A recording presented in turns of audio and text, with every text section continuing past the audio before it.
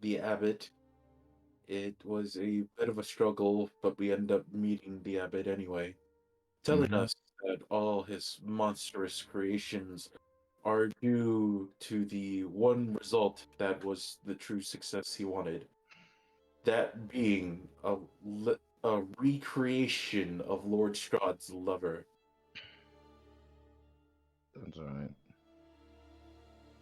He also showed us a little bit of his power by healing us, and he didn't. And he also showed us the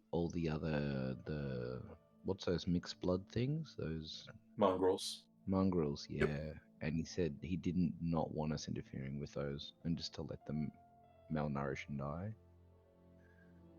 Die believing that they are in peace with That's right. themselves. Yeah. By believing that they're in a better world than they are. Yes. Yeah. I was not exactly happy with that, but hey. Yeah. Nor was I. Even Jakarta was a bit on the fence about that one. But I also got the exact Um, feeling that I was not currently ready to face the bishop or yeah. cardinal. Yeah. Leaving After the abbey, we returned to the tavern, but we need to refill our water skins. All of us, except Raven, proceed to go to the pools, and at the pools, we are greeted by the scene of not only the abbot and his creation, but a woman who strikingly resembles Strahd's previous love, and the pools burning as lightning struck it, surrounded by dark clouds as the booming voice of Strahd echoes. We talk to, say, Lady, and we find out that she is, in some ways, the reincarnation of Strahd's previous lover, and wishes to escape to a nearby city in which she hopes she can stay there and live in peace. what was her name again? Sorry. And I can't remember, it's been so long. Irina. Irina. There we Right now, go. yep. Mm. Her name is yes. Her name is Irina, and she's the reincarnation of Tatiana. After agreeing to help her move to the city, um, we agree to split apart for the time being. Alora and Bach escorting Irene. Mark, What? we can hear what's going on with your mic. Oh, sorry. Hang on. Hello? Hang on.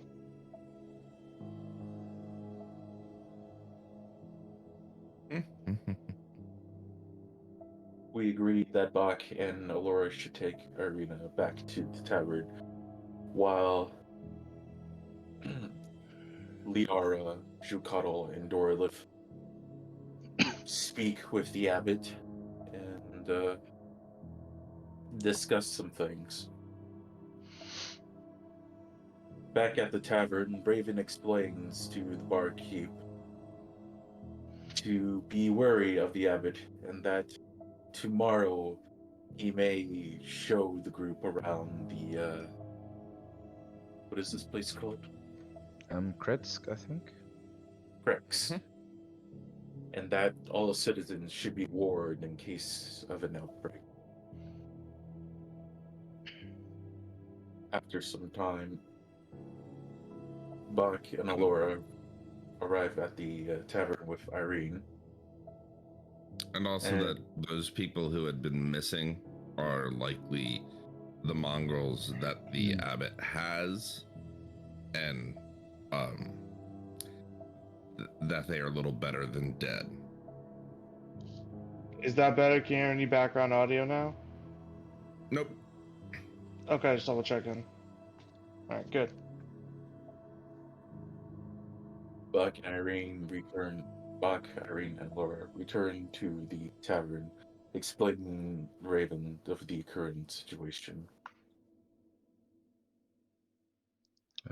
I think we also, when we spoke to the abbot, so that was Jukato, Liara and Dorlith. Dorlith. We noticed at that pool when Strahd stopped Irina from who was the guy in the water? I think she said it was wasn't It's it Strahd's Strahd's brother. brother. Strahd's brother? It's John. Yeah, Out of and that like character. he Sergei von basically Zarovich. Sergey, that's right. No. That basically Strahd looked like he dismissed the maid bride by the abbot, and that even when we mentioned that, the abbot stayed on point about no, I'm gonna make this work and stuff. So he was still very defensive. I remembered that. Which, yeah, he got cranky.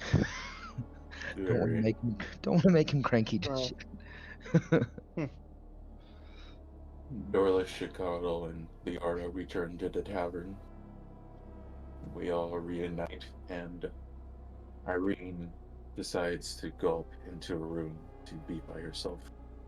It is then afterwards that I can't remember her race, but a woman comes in barging through the tavern, looks towards the barkeep as if saying something through gestures, sits down at the bar table with her metal leg propped against the edge, yelling out loud, "Ah, so you're the one Strahd is after now." Something around those lines. Oh wait, Dorothy and I were given a vision by the abbot, weren't we? About the location of Ravenloft, Croft, some Ravencroft. Raven Castle, Ravencroft. Yeah, we saw. Ravencroft. Castle Ravenloft. Yeah, we saw There we the go. vision of Castle Ravenloft. General direction ish. Very notable in the vision Yes, that there was something. that as you gazed upon Castle Ravenloft in the vision, you could feel the presence of Strahd himself gazing back at you. Wasn't there someone that was gonna go talk to her? I forget which one of you was it. And that's where we like kind of got the campaign for the day.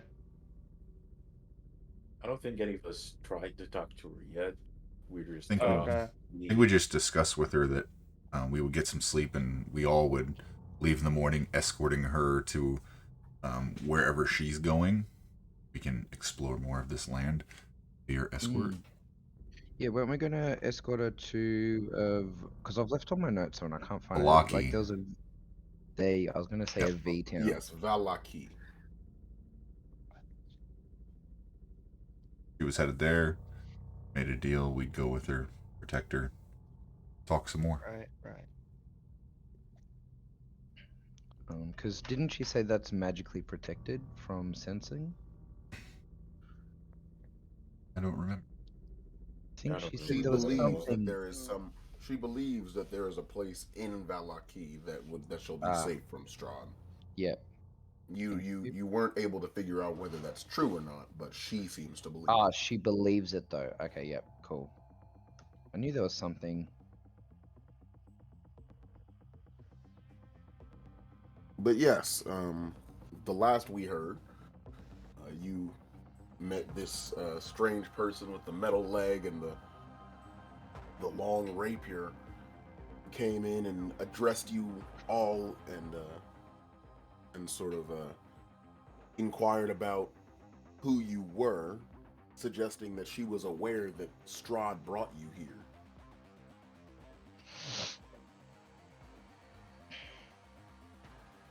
And now she sits at the bar looking at those of you still sitting in the tavern area and sort of waits for a response from one of you after asking, so you're the ones that Strahd brought here this time, huh? Well, it seems like you know a bit more than us, friend. Come and join us for this round and let us know what you know. That's from Chicago. She stands and comes over to your table where she takes a seat and props her heavy metal leg up onto the table and Bog just goes, That's so cool.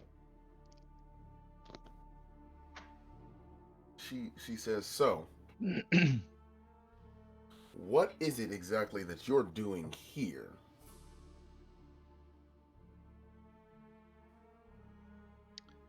We asked around.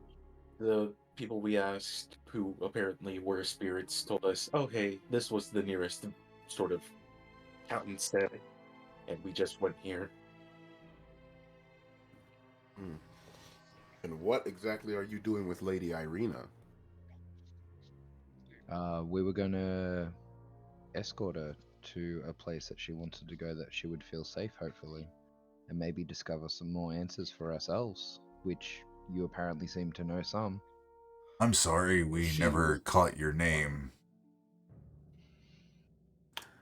she she says, "Oh," and her countenance sort of seems to raise, and she seems a little more alert and a little happier when you say this. And she says, "Oh, where are my manners? Ah, Esmeralda Davenier." And she holds her hand out for a handshake, and before you can take it, she slams her hand down on the table and declares herself the greatest vampire hunter in all of Barovia.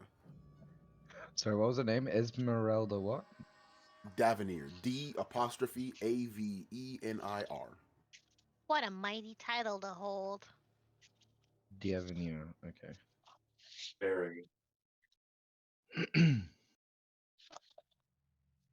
um, If you're a vampire slayer, then we may require your assistance if you're willing. You are mistaken.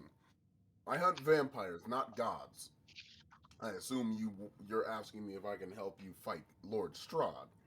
Oh, no. Um, it seems Lady Irene believes, which is probably true, that Strahd will send lackeys at her who might be vampires.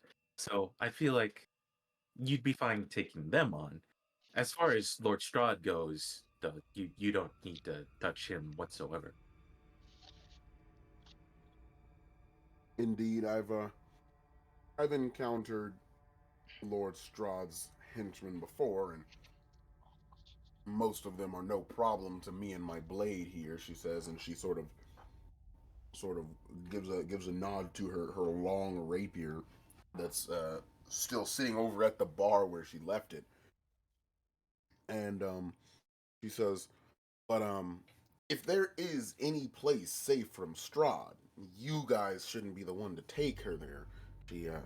She says, you do understand that Strahd brought you here. He watches your every move. He'll know where you go. Oh. And how is that different than her? He Oh, obviously watches her every move. He watches everywhere she goes. she And if she goes somewhere he dislikes, he will obviously do something. But we will travel with her to keep her safe. At least What are while she you offering? travels. she explains that while Lord Strahd does have the ability to watch Miss Irina because of his scrying ability, she carries magic that stops scrying from being viable across the long distances that she needs to travel away from Castle Ravenloft. And she explains that Lord Strahd has no reason to believe that I'm someone of interest because I'm from here. I was a citizen of Barovia before all this happened, and she sort of gestures to the general world around her when she says that. And you think Lord Strahd doesn't know who you are? Or are you that disconnected from reality? Ah, you're mistaken, my friend. It's not that Lord Strahd doesn't know who I am. He He doesn't doesn't care care. who I am. The arrogant never do. Well, okay, so Shukara will just Well, jump in for a second. So Shukara asks, so you being a strong vampire hunter, what are things that we want to be able to fight these things? What are their weaknesses? What are they strong against? are we missing any ideas? Oh, yeah. I mean, obviously, you have the simple things, such as your silvered weapons, of course. Mm-hmm. And she looks around the table and sort of I'm sees gonna your tell you right expressions now. and goes, T- You do all have silvered weapons, right?" Where could we acquire Oh some? no! I I kind have of Uh, came here magic. with the axe. Also, my name Bach. I'm Great Hunter of the North. You Great Vampire Hunter. I Great Northern Hunter. See, it works out. Very good, Buck. Very good. She Yeah, gestures and toward just Bach and downs the says, pint. "Nice to meet you. A fellow hunter is always good to be in the presence of." And she reaches a hand out to shake. And you notice that Uh, her hand is, even though she's a much smaller person than you, she's not an orc, her hand is almost as large as yours. whoa! You work out.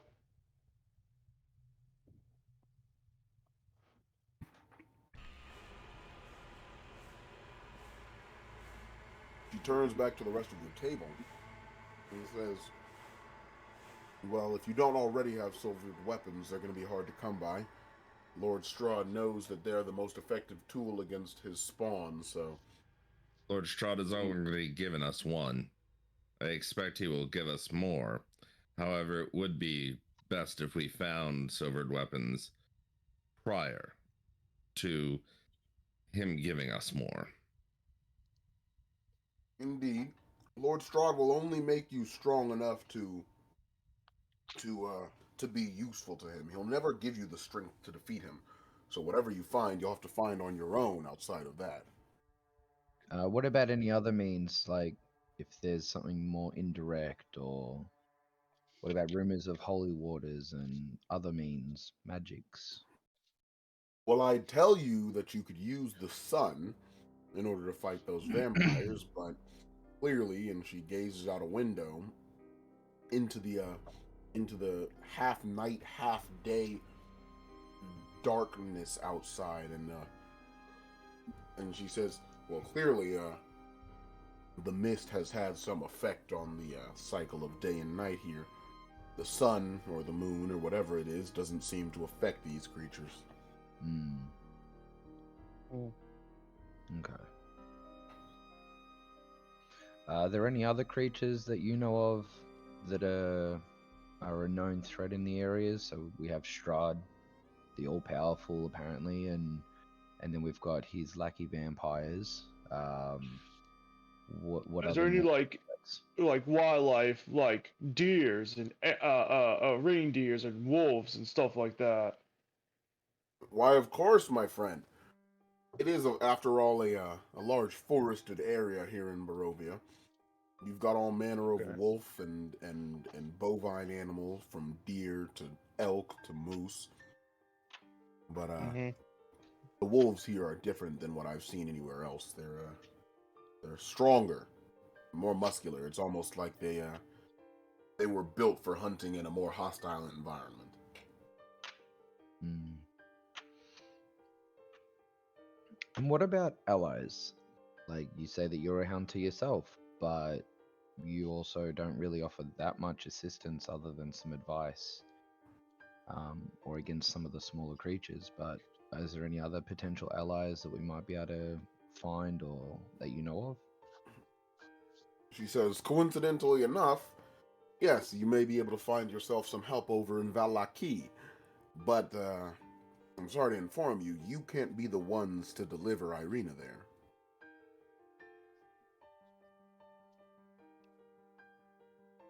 Like I said, my anti-scrying magic is able to conceal my position and anyone with me, but not for a group as large as yours. I'll take Irina myself, and I'll send you on your way to go find whatever assistance you need to take on Lord Strahd. But if all of us go together, then he'll see where she's going, and she won't be safe no matter where she goes. To do an insight check on that. Just her mannerisms and how she's. If there's any tell signs of lies or kind of deceit. Yeah, Sure, go ahead and roll insight. Yeah, Jakartal's very iffy about that too.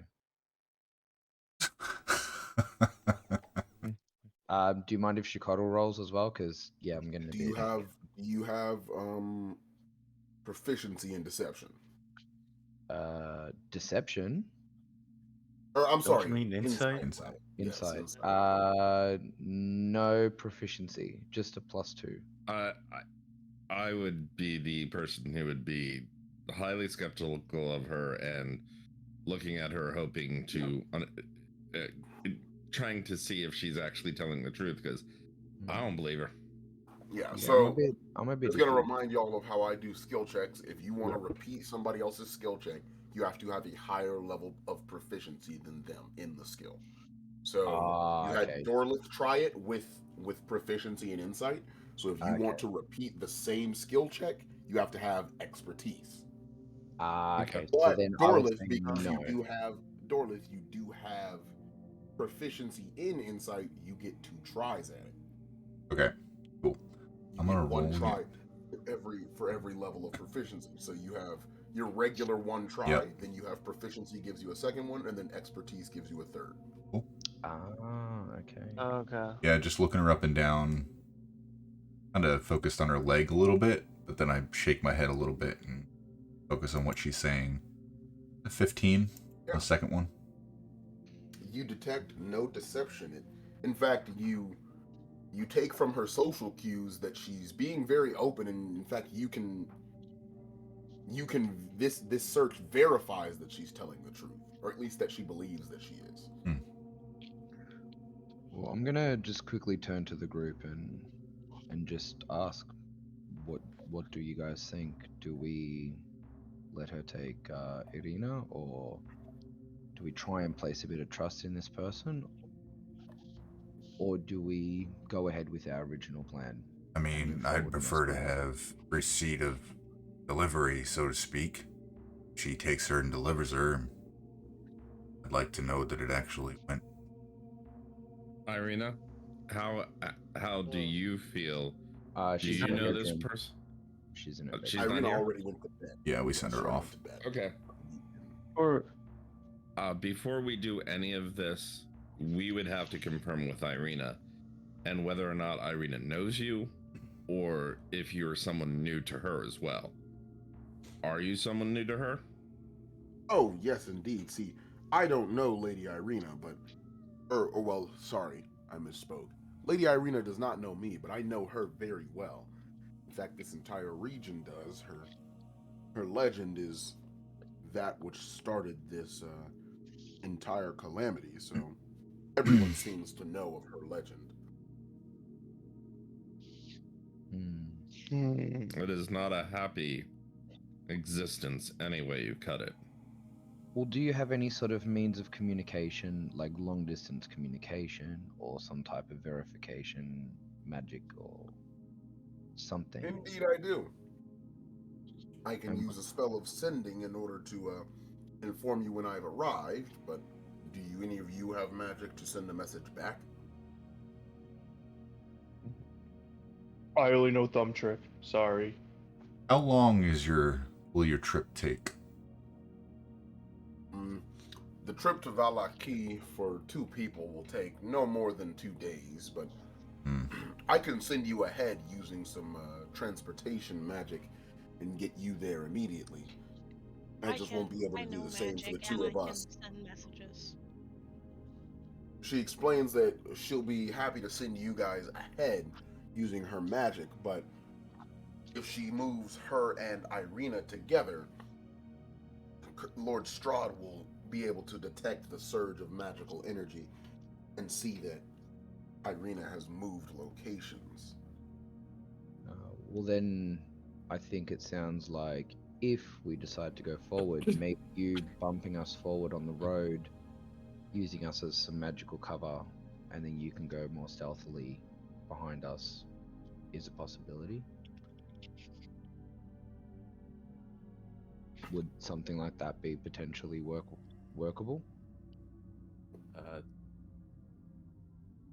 She says, "Of course, whatever you think is best." Okay. Chukado, I don't think that's the best idea.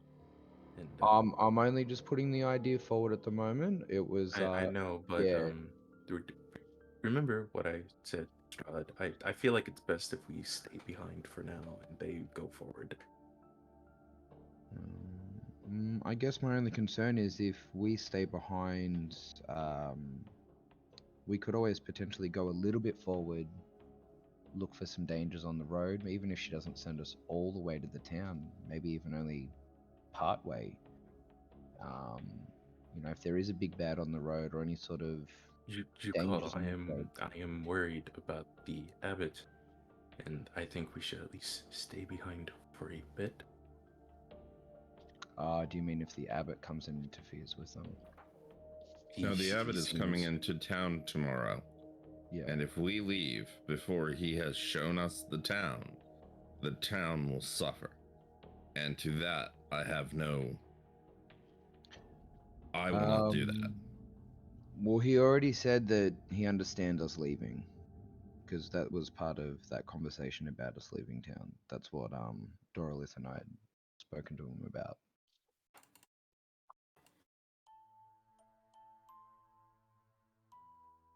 But he did say if we could find the bones of Tatiana, that he might be very thankful for us, and that might help him with his plans, and maybe that could change the scenario.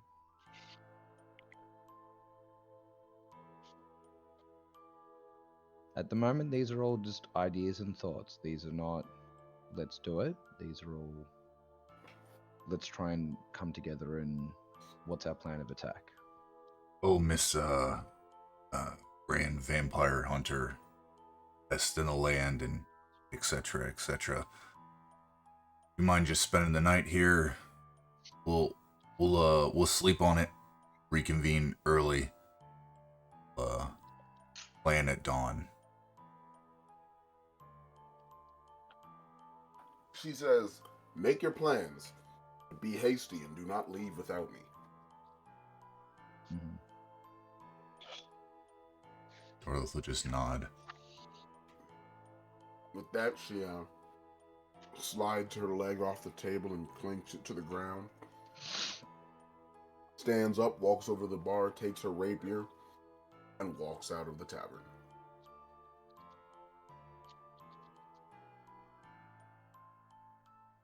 Well, that was something, y'all. Yeah. Just making all sorts of friends in this place, huh? You guys heard her. She said she was a great vampire hunter. So obviously she knows what she's doing. I would not guess that. I have a question about a great vampire hunter in a land where there's a great vampire that hasn't been hunted. Bingo. Yes. Oh, now it makes sense. Yeah, you guys are smart. No, the way she held herself, it seemed like she did want to help. From what I took from the conversation, she sees Strahd at a whole different level than his lackeys. A god rather than a vampire. Feel like that's smart if you want to stay alive. Was anyone able to pick up if there was any sort of deception in her body language or anything like that? Like I said, I mean, I was watching her pretty good. She feel like she wasn't lying about at least transporting Irina Valaki. Anything else I couldn't tell you, but it seemed like she genuinely thought that would be beneficial to her, Irina. We weren't the ones. I kind of get it. Yes, we were brought here for a reason by this, god of this land, I suppose. Watching our every move might be safer if Irina goes separately. I'm leaning towards that. Our first goal for her was, I guess, her safety. That's true. Whether it be by our hand or another's. Yeah. So, does everyone agree that we do let her go with Esmeralda?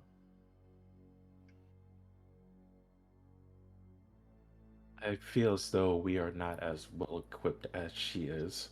Hmm. She seems confident in her anti-scrying abilities. Why don't you grab a It's not spoon like- or something from the haunted house, or like is that silver? No, I didn't grab that. I have a silver short sword, but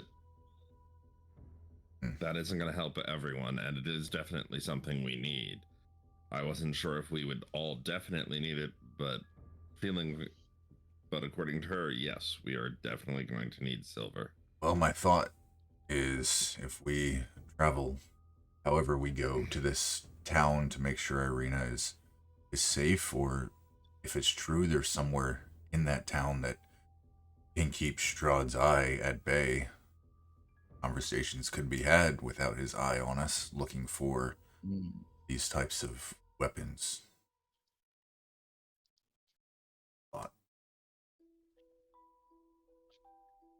We could always try and ask her to leave some sort of, apart from just the sending, so that we know she's arrived, is also some sort of marker. I kind of like the something like that idea in the town. of Esmeralda sending us all ahead, scope out the town and get our Yeah. bearings and wait a couple days. I mean, a couple of days worth of knowledge in a new town isn't bad. Just waiting on the arrival of someone. And we do have Alora with some magic. I assume she could talk telepathically over distances. Always. I can send a sending stone. Every minute until she answers and just annoy the shit out of her until she has to come to us. Yeah. The other thought was, one of you mentioned about the abbot coming into town tomorrow and doing something to the town. But as far as Irina goes, I think that she'll be safe because they were at the body of water before, and he seemed more interested in trying to get his flesh bride working rather than the reincarnation to Strahd. If anything, he showed dismissiveness or indifference towards her. So I think as far as her safety goes in concern to the abbot, I feel that she'll be okay. And with Esmeralda in town, I think she's smart enough to know not to tackle a bigger problem while escorting Irina. My fears, you cuddle, is more so that the abbot might believe that if he kills Irene, then his makeshift bride is the only option. I think that he knows that it's a reincarnation. The knowledge that we've gained, that she knows she's a reincarnation. He knows that Strahd wants his bride, but he knows he's not going to touch a reincarnation, because if he touches her, Strahd will touch him. Yeah, and the abbot, I feel the abbot is probably, he can probably figure out that the reincarnation, killing a reincarnation or holding her is just a short-term gain. When he's trying to make a flesh bride to convince Strahd to change, that's a long-term gain. I feel like Irina, the reincarnation of Tatiana, will be safe from the abbot. Aren't we missing something, though? The idea is that Strahd frequently tries to send lackeys at Irina in hopes that she will die and die and die until she is nothing but a groveling on hand and knee to his foot. And that's why I believe we're trusting, or we're possibly going to be trusting Esmeralda, who can at least deal with the lackeys. Not Strahd himself, but at least the lackeys. I mean, if we all leave at the same time in the morning, us by magical means, them by horse, cart, foot, at least that'll take the abbot out of the equation. Yeah. Well, what if we even say go a kilometer out of town with them, and then she transports us, just so at least we're out of town with them? Is that sort of what you're hinting at, Dorolith? Uh, at least the town. I don't know about traveling a distance with his eyes on us, but Yeah, I mean, some people leave towns at different yeah. times and whatnot. I just feel as though going ahead might put her in more danger than help, is what I'm saying. Honestly, Mm. I don't. Dorlith looks. He And furrows his there's not brow. exactly something wrong with staying behind, is there? And honestly, this abbot, with what the town said, stay away from the abbey. If we're still in town when the abbot makes his rounds and he finds us and takes us on a tour, I think that'll look pretty bad for the newcomers' town. And Feel we've like already had a conversation saying that we're going to be gone in the morning. So I feel like we need to a creature of power, to a person of power, we need to do what we say. All I right, don't mean bow down to him. Just mean we've said one thing, we need to follow it through. all right. I understand your Yeah. thinking. But I fully understand about your concerns in regards to the abbot's actions. So I'm not trying to dismiss that. I'm trying to, as a group with us, get a consensus of moving forward. I'm not sure that we can save this town now. Mm. They've been at this for God knows how long, just dealing with what they have to deal with, and it's a shitty situation, sure is. But I mean, we don't know much. This place, I feel like if we were to gain more knowledge at different locations, or at least find our bearings to be able to find a weakness of the abbot specifically for this, for Kretsk, might benefit the town future. Knowing Actually, more. is it worth asking the tavern keeper if I'm trying to remember if he spoke about the abbot actually visiting the town since the tavern keeper has been in here and what happens? Because that might give us a better understanding of when he does visit town, apart from just people going missing. Like, does he I cause think mayhem? Does he cause mayhem when he comes, or I is it? think you are right about going ahead, Scuttle. But it seems that the abbot has already completed his goal. Mm, I don't think he's interested in grabbing more victims. I think he at least, while in his strange and twisted mind, that an endless slaughter is of no use to him. agreed, very much. He has said himself, he has already achieved the perfection that he wanted, Hmm.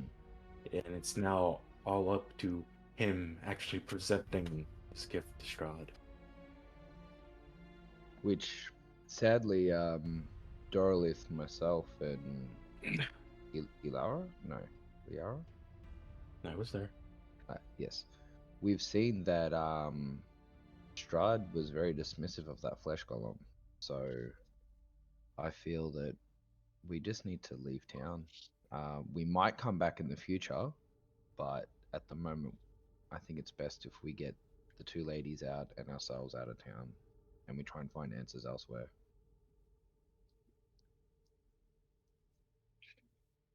Town gives me a weird vibe. Mm, Not much more we can do. yeah.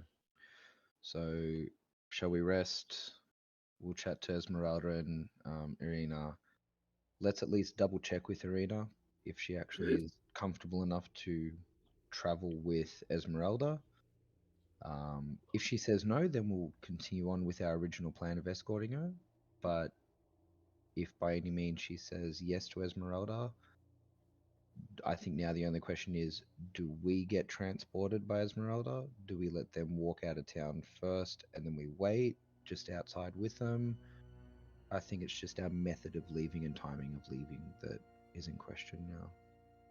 I think of, if anything, we just leave much more early than them and don't have them send us by magic. I believe if they don't have any horse or carriage, they can settle on camp on their own way. If they're slower than us, that technically gives us more time to go ahead. Well, she only mentioned about not being able to transport her and Arena as it magically will make them too much of a presence to Strahd. But if they were to travel slowly and on foot, that she could magically keep them hidden at least. So I feel like Strahd's already watching us. Let's be a little bit obvious in that magical sense. Let him keep his eyes on us, and that's why I liked the idea of, even if it's halfway down the road to Valaki or all the way, it doesn't bother me, that his eyes basically stay on us magically. I see. All right. Cool.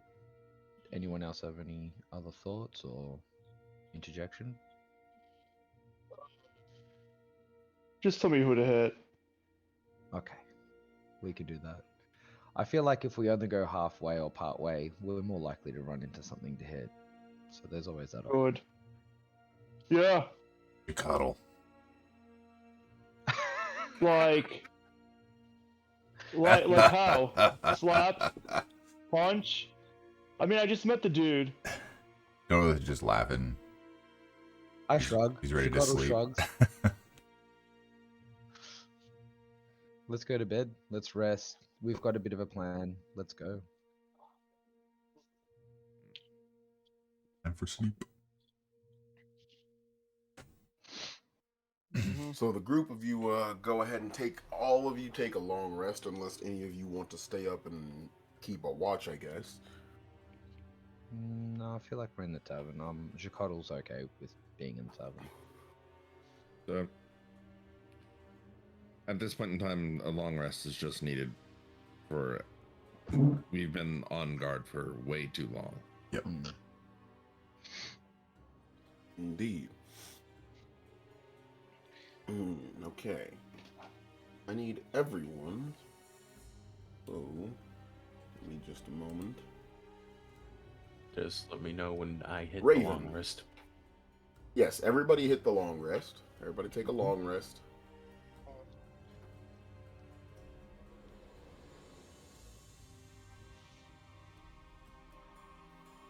Alright, I have taken my long rest. Everybody done? Mm-hmm. Yep. Yep.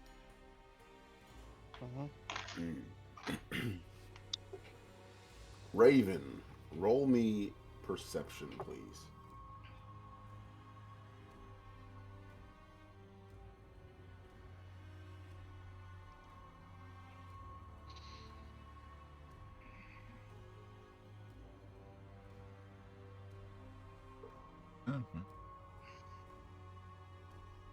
All right.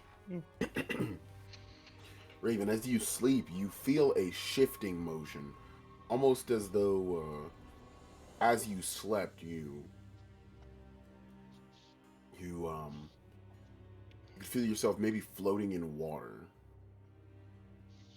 and you dream of a raven, a dark raven, flying up into the sky, and you follow it up into the air, and it flies over the region of Barovia. You don't know how you know that's what it is, but you do know that it's flying over Barovia, and you can see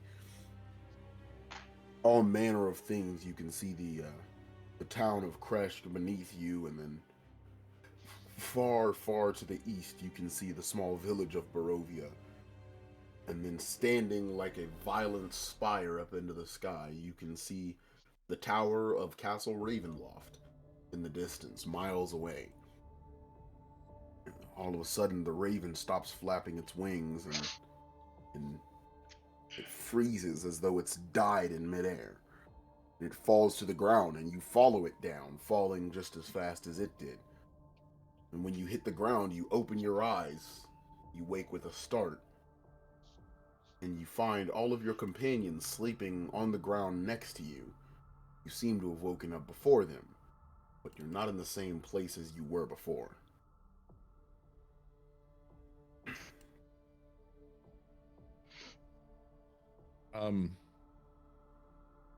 Quietly and gently go tap each person on the shoulder to wake them up.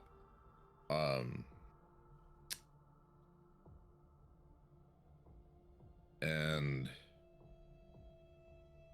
look. I'm gonna start with Dorleth. Okay. To wake him up and try and keep quiet. And wake up our tiny druid next to going quiet and keep going around. And the last person I wake up is our barbarian, who as I wake him up, I'm like,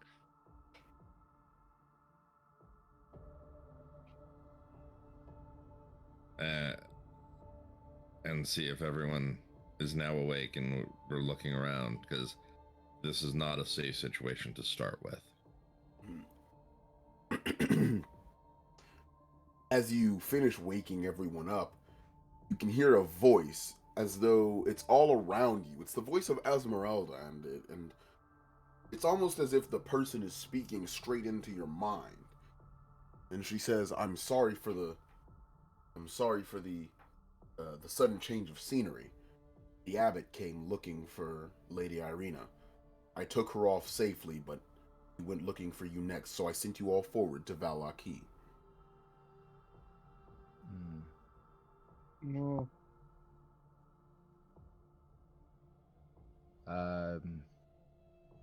Wait, this is a one-way. Can we talk back if I thought at her? Like, where Does are you? anyone have a sending spell? So for Irina or for Esmeralda's, it can be spoken back, or is hers just one way? One way, Okay. unless you have another analogous spell that would allow you to speak back. Yep. And I do not have such a spell, so I'm No. like, I well, think I'm not completely surprised, but Just catch everybody's eye, looking around. Guess our decision's been made. and this seemed pretty close to some of the stuff that we'd thought of anyway.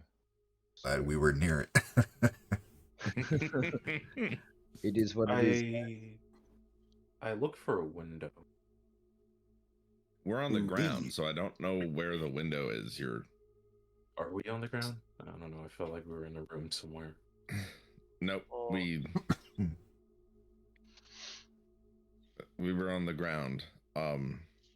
What's around us now? You stand in front of a large building that you can't quite determine the nature of.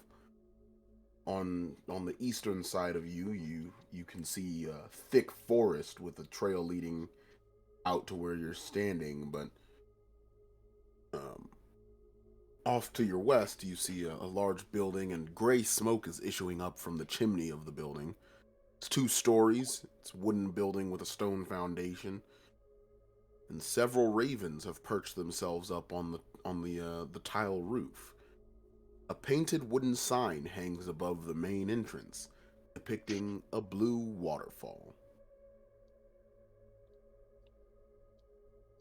Man, if only I knew anything about Barovia. Jucado and Get Apple, he wants to have a look at that picture. Sort of curious about it. Like, does it look like it's anything I would have seen in the vision around Castle Ravenloft, or is there a location named on it, or anything like that? Or anything No. with the frame or the painting itself physically? No. Just a picture of a blue waterfall. Oh, I The mean, biggest issue is just where do we head now? I say we head inside. It might look a little weird. A handful of people just standing. Yeah. Not necessarily people, whatever we are. We're Yeah. I'm people. confused. I was in a bed. Now I'm outside. Was I sleepwalking again? We Yes, carried Bach, you. you were sleepwalking. It's all right. We all were Oh. sleepwalking tonight. Okay, got it.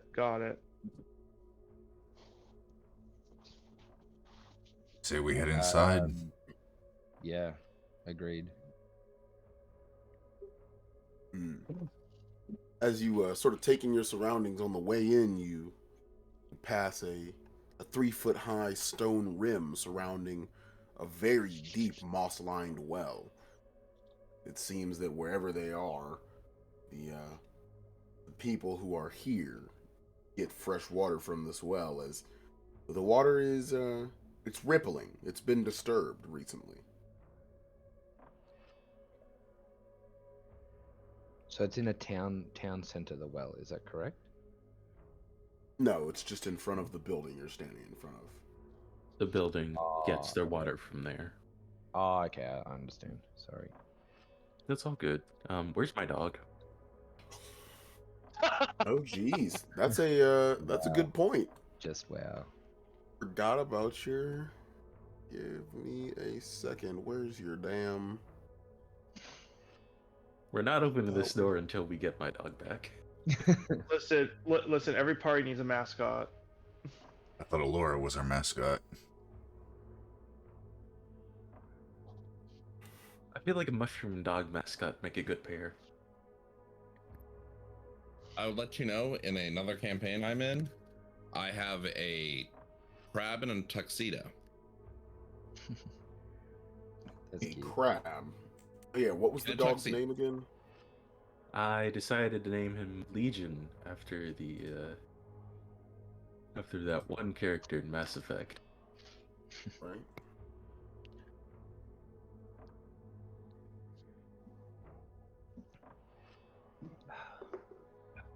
I literally thought you were gonna say after that one failed FX show.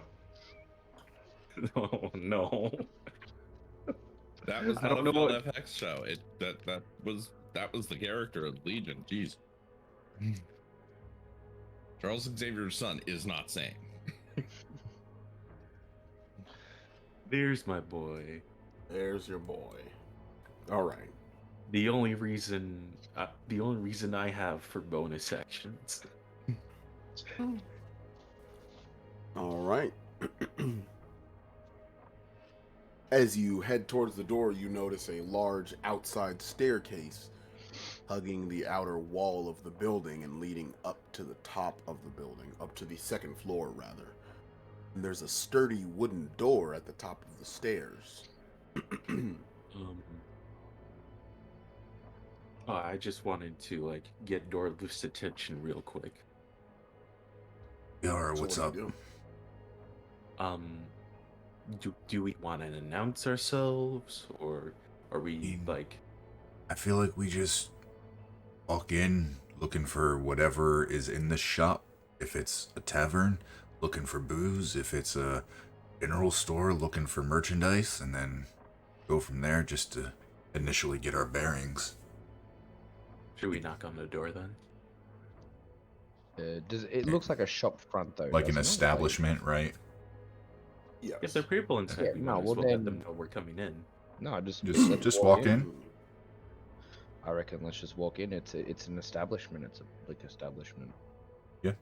I try And to on that- squeeze on that, between the two Ricardo just and pushes try to. through. Ricardo Oh. just pushes. Oh no, I'm opening the door. Like I'm pushing the door open. Oh no, Sorry. I'm trying to squeeze between you two so I can knock on it first. Oh no, I've started opening the door. And so did I. So when you go to knock, both the doors start to open, and you're the first one in. Yeah, basically. Oh, it's dark in here. Oh, jeez. Scooby, where are you? Bro. Don't worry, Bob has dark vision. As you I'll enter, you are just gotta surrounded by damp cloaks hanging from pegs in a portico at the entrance. What is clearly a tavern is packed with tables and chairs with narrow paths going between them, and a bar stretches along one wall under a balcony that can be reached by a staircase that hugs the north wall. Another balcony overhangs an entrance to the east. All the windows are fitted with thick shutters and crossbars. Lanterns hanging above the bar and resting on the tables bathe the room in dull orange light and cast shadows upon the walls. Most of the walls are adorned with bloody wolves' heads mounted on wooden plaques. Oh wow, it is so beautiful. It's not gray or blacked out at all. Darkness ate my token. So did it. It made my token too. I Don't inched worry, it I in. was just finishing up my. Oh, there we go. Finishing up my description first. I got you. Jakarta's holding the And who door. are these three people that we see when we enter? I'm holding the door open for everyone to walk in. So Jakarta will go last. We don't talk about what happens in the darkness. We don't talk about what happens in the darkness. Dorlus starts putting his Alright, cloak so- back on. So who are these three people? Are you asking me or are you? Well, that's asking Raven. them? Well, as a description. As we walk in, Hmm. do they take notice of Who us? do we see? Who do we see? They notice as you enter, they all look in your direction. The two sitting at the bar are clearly hunters, both of whom carry large bows over their shoulders and are clearly drinking their drinks and not really caring much about your presence.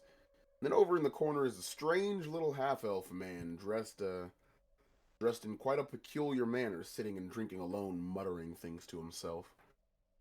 Okay, so quickly define what's technically peculiar about his outfit.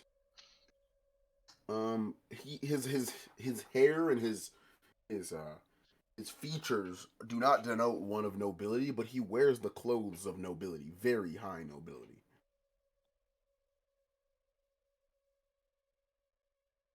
Right. Okay. Is there I guess someone I'll take a serving? seat at this table.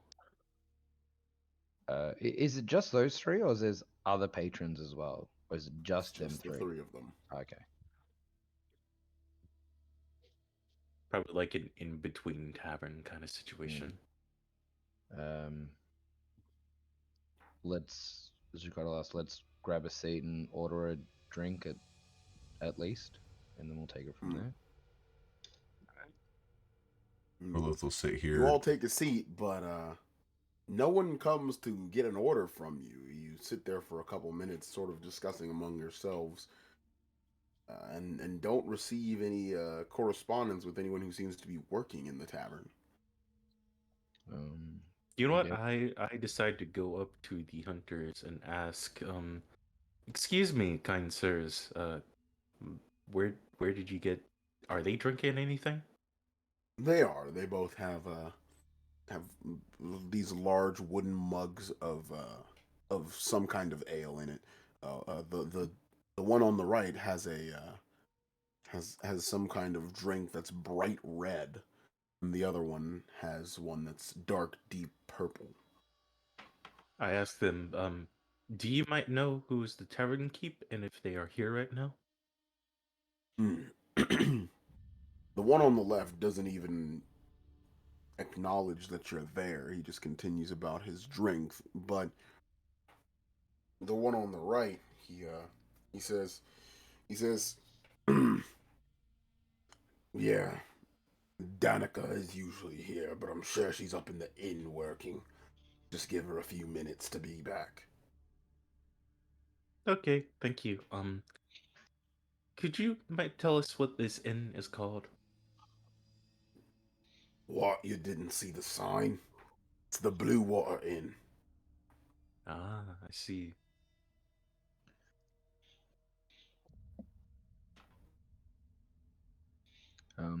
Just gotta ask, how far out of town are? He says, not far at all.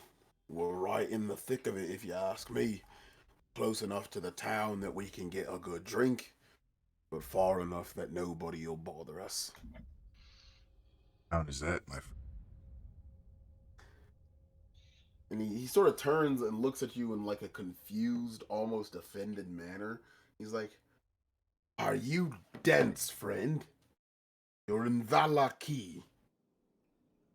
Oh, that's how you pronounce it. I wasn't sure about the pronunciation, so I wanted to hear it from a local. Thank you, Valaki. I thank you very much. Carlos will just kind of like take a step back. Yeah, he takes your answer and he sort of just mumbles to himself and goes back to his drink. Of the drinks that you guys are drinking, a stout sort of beer, or one of those like a stout, could you recommend one?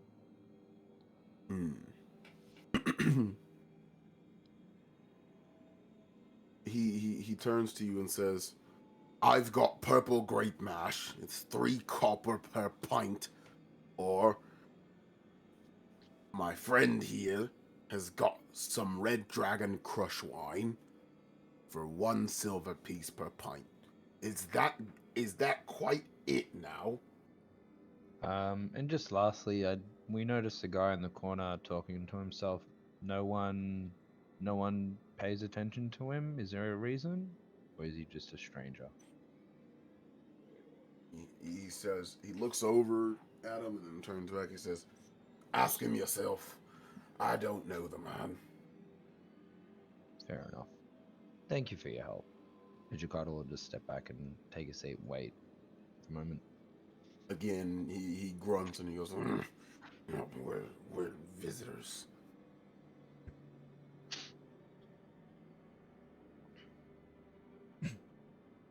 I guess I'll decide to approach the sharply dressed man, try to get his attention. Excuse me.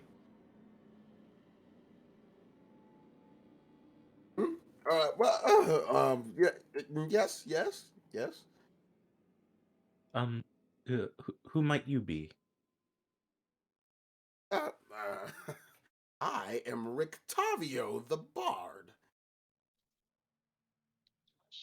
Javio the Bard. What an interesting name. Might I ask, what are you doing here? Hmm.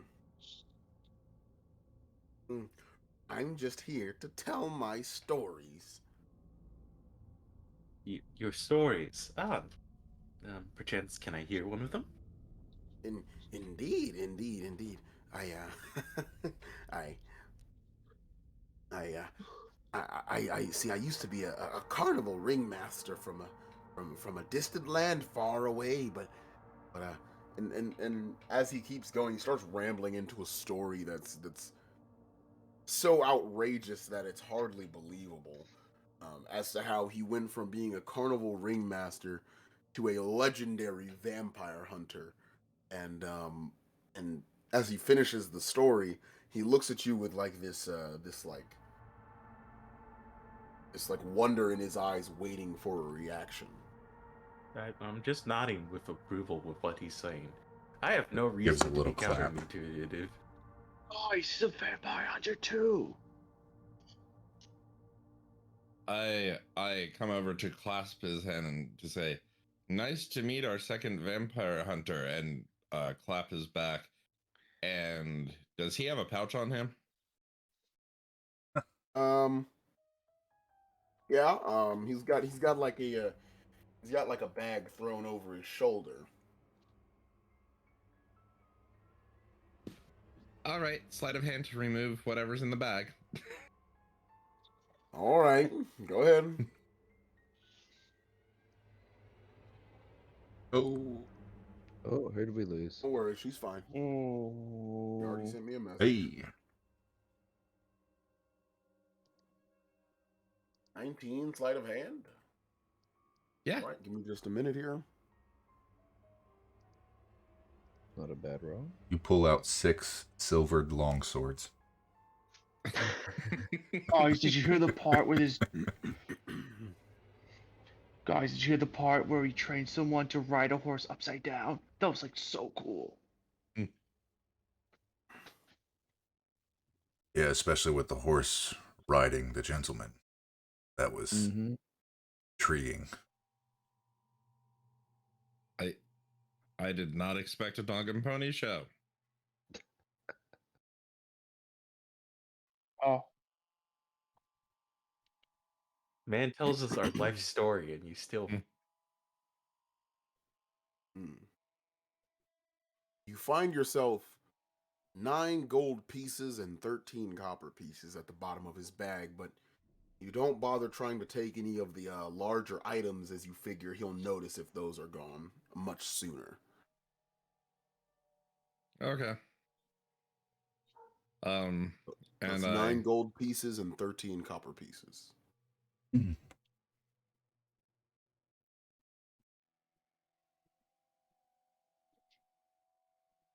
see. But he does have much larger items in there. He does. Books of some kind, and maybe a wooden coffer that's locked.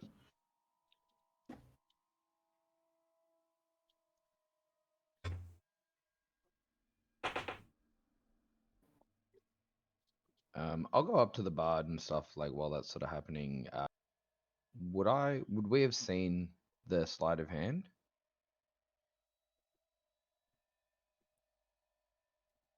Would you have seen him do it?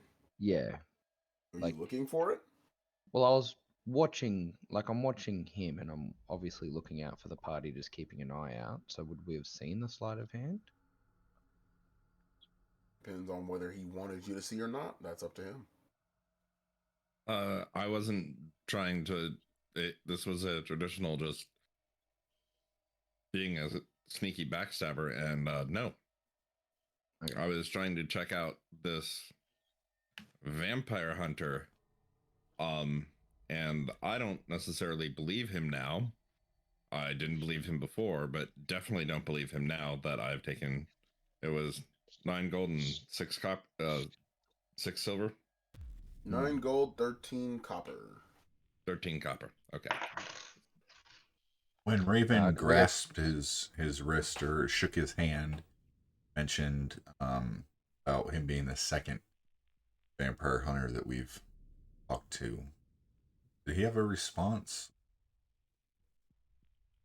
No, he Rise? was very enthralled with his own story of his greatness. I would be too.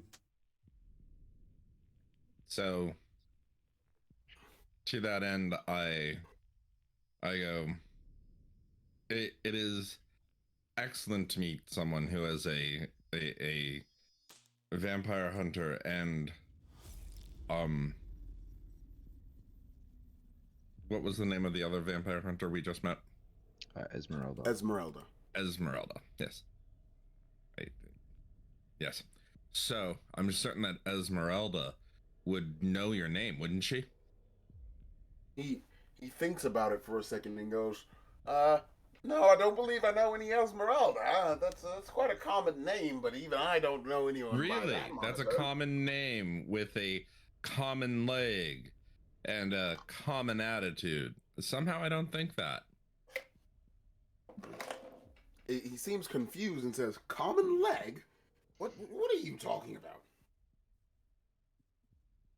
Raven, are you sure that Esmeralda's famous in any capacity? I look towards the other 2 huntsmen, and I feel like I should ask them the question, but knowing their attitude towards Dorlith, I figure, no, I'm good. And then just look at Raven. I'm certain she wouldn't have left us someplace where her name was not at least known. And leaving us with a vampire hunter who's ready to go up against Strahd would definitely be within her wheelhouse. And that is complete deception there. So Yep, go ahead and 'Cause- roll it. Wait, are you saying Esmeralda is after Strahd, or that this guy is?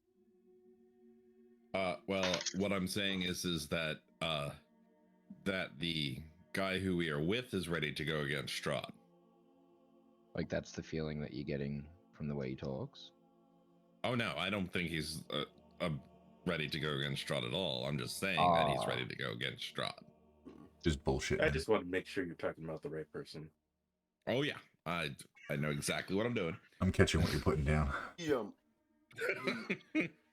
6 on deception. He hears you say that, and he says he giggles for a minute and then looks at you and he sees that you seem to be serious and he goes, "Me?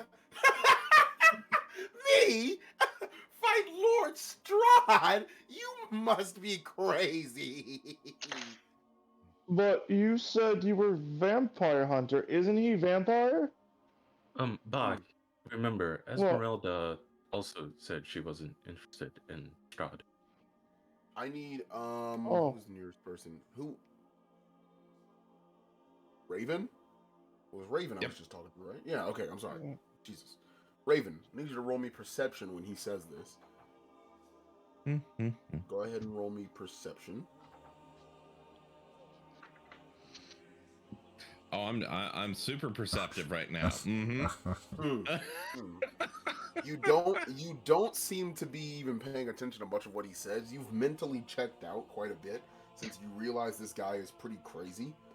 But when he starts laughing, you do notice that when he starts discussing the prospect of taking on Lord Strahd, he goes, No, I could never take on Lord Strahd. I kill vampires, not gods. And you take note of the fact, and it causes your ears to perk up at the fact that that's the exact same wording that Esmeralda used. Okay. So, yes, you fight vampires, not gods. And you certain you don't know Esmeralda. He says, as he's still recovering from his fit of laughter, he said, No, I don't know anybody by the name of Esmeralda, unfortunately. I'm sorry. Jukata will bump in and just say, "So, what are you doing in this town in particular? Do you have any, apart from your stories, is there anything you're looking for, or anyone you're looking for?" He thinks for a moment and he says, all I'm looking for here is for someone to share my stories with.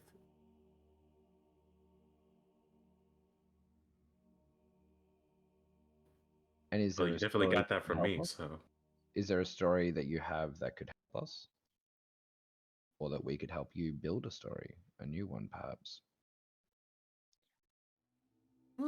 He thinks for a moment, and while he thinks, he does this annoying tapping on the table with an unnaturally long fingernail that has not been clipped down neatly like the rest of them have.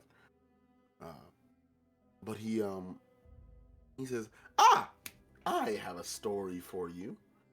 How about this? Once upon a time, there were 6 adventurers who were brought to this land by the almighty Lord Strahd himself. And you know what they did? You know what they did? And he leans across the table at you, Cardle. He says, you know what they did? I'm just waiting for the response. He sort of motions you closer with sort of like a finger pull. He motions you to get closer, and like at all of you, he sort of motions at all of you to come closer, as though it's a secret of some sort. I know this is not some sort of secret, but once he gives his response, I'm gonna pat him on the back to make sure he doesn't die from laughter. He as you all sort of lean in just a little bit, he gets closer. He says, "They all died." Yep. And I start patting him on the back. I don't know what all of you think you're going to do to defeat Lord Strahd, but let me tell you now, it is not going to work. But, if you're going to do it anyway, be sure to send a raven back with with a parchment telling how you died. That way I can have another story to tell.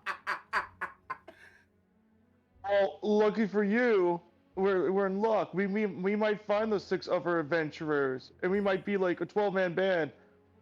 Dig us, not us, guys. Bach, What? the adventurers he's mentioned had already died, and we're But the they're new not one. us. They're not us. Yeah, but they're yes. not us. Yeah, They're not I us know. yet. Wait, what do you mean? Well, I get what you. Oh, okay. Okay, is the old man not dying anymore? He's still recovering from another bout of laughter. It's very clear that he obviously very much enjoys the company of his own humor. Okay, I keep But, patting him on the back until he's done. And I lean down to the older man and I go, and what happened to the other 5 you were with? and And then I stand back up. he says, and he suddenly becomes very much more serious. And he says, that is one story I am not interested in telling. Oh, so they were turned into lackeys. You weren't strong No. enough. But he was. He- When was he the last seems- time you saw Lord Strahd? He seems a bit appalled at the concept, and he goes, me? A spawn of Lord Strahd? No, I'm far too weak for that. I didn't say you were a spawn. I said you were a lackey. He sort of leans across the table and gets in your face and sort of whispers. And he's like, look here, look. I do not appreciate you suggesting that. That kind of accusation will get a person hung from the gallows in a town like this. So I'd appreciate if you would stop saying things like that out loud. While that's happening, Jukado, when he mentioned the raven, it triggered his memory that when he woke up, we remembered seeing some ravens. I don't think we had that dream. I think that was just Raven. Wasn't it? Wasn't Oh, it? he's not But they talking about were- the dream. He said No, there no, were no. ravens There were some perched on real the ravens top of the when we building. woke up. Yes, Yeah. there were ravens. Oh, that's what perched you're on the- mentioning. Then. Yeah. they were there. So at the mention of the raven messenger, remembers the raven sitting at, and I want to have a look and see if he literally has some sort of magical bird raven, if there's something abnormal about those ravens, if they're still there. Like he's genuinely curious. Like, did he actually mean literally because of the way he's acting? Like, get a raven and send a message, kind of thing. When you go outside, the ravens are gone. So even with a look around, like I want to look around just a little bit in the general area around and on the building. Nothing. Sure, roll me perception. Alright. I'm sorry. Yeah, perception will be fine. Perception. 17 total. All right. You don't see any of them, and almost as you're about to give up and head back inside, you catch the reflection of a pair of glassy eyes staring at you from the dark forest a couple hundred yards away. Just watching, unmoving, eyeballing you. At humanoid height or lower or higher, sorry. No. They're up in the trees. Oh, okay. So I could make an assumption and say that it could be some sort of bird in a tree looking at me. Mm-hmm. Okay.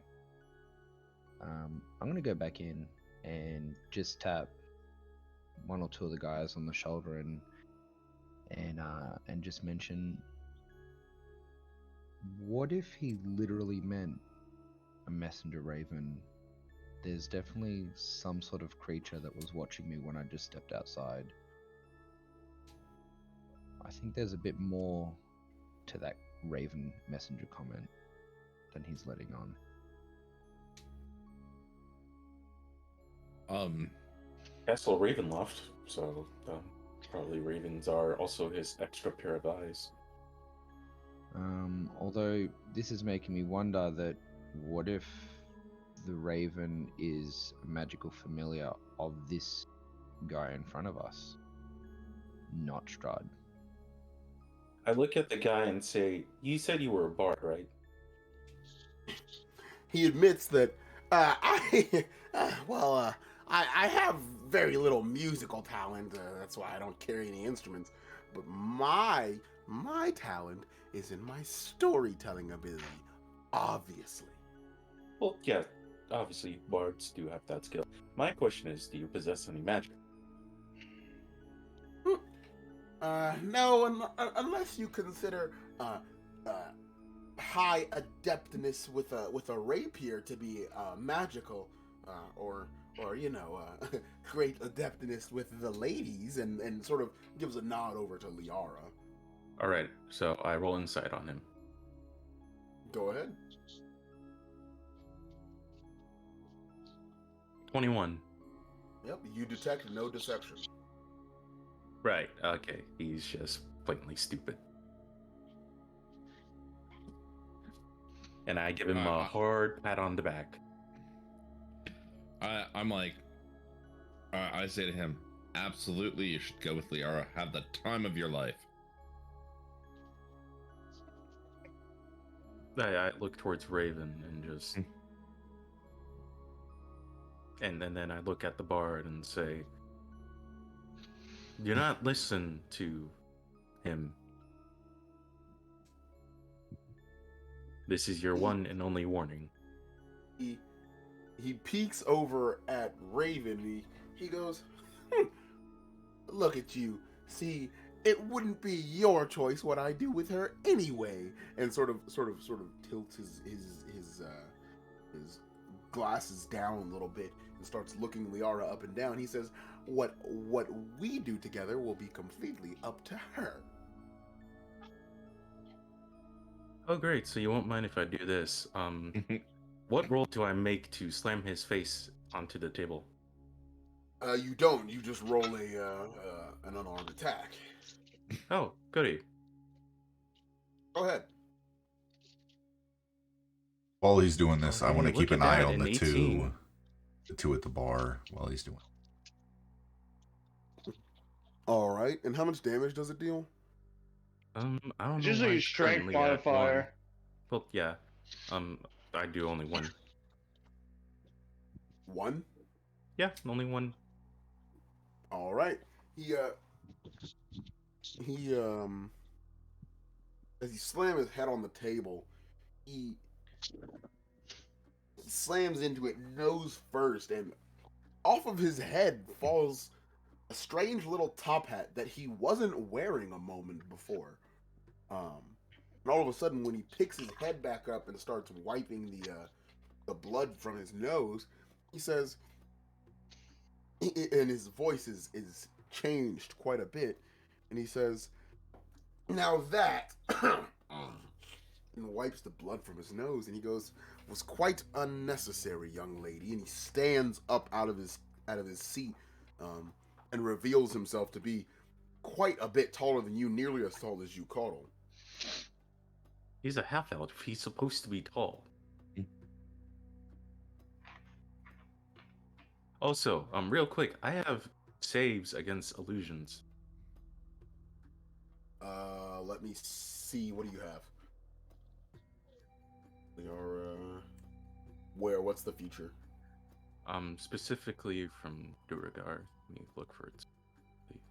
Be under race. +1 on saves? Oh, there's no save. Oh, okay. There was no save for it.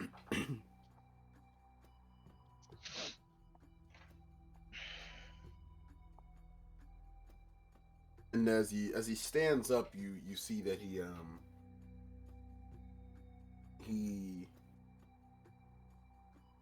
he's got this thick but cleanly shaven beard that he didn't have before, and a full head of hair, contrary to the half balding man that you were staring at a moment before. And he He's standing above you now, saying, saying, saying, "Now I think you owe me an apology, young lady." You gonna continue to act like a sleazebag?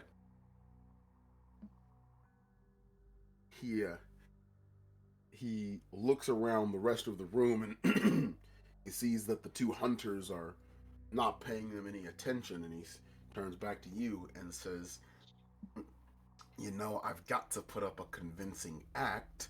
You never know who's watching." I Uh, was. Jukotl also mentioned, what about the pair of eyes, the raven eyes outside that I saw? They were definitely watching me when I stepped out. Is that your doing? Are the He ravens? says, "A raven watching you? That's what's surprising you?" "Yes, Lord Strahd watches you using the ravens." See? Ah, jeez. And he tilts his head back and sort of braces his nose up against his face, and then shakes his head violently to reset his nose back into place after Liara seems to have broken it.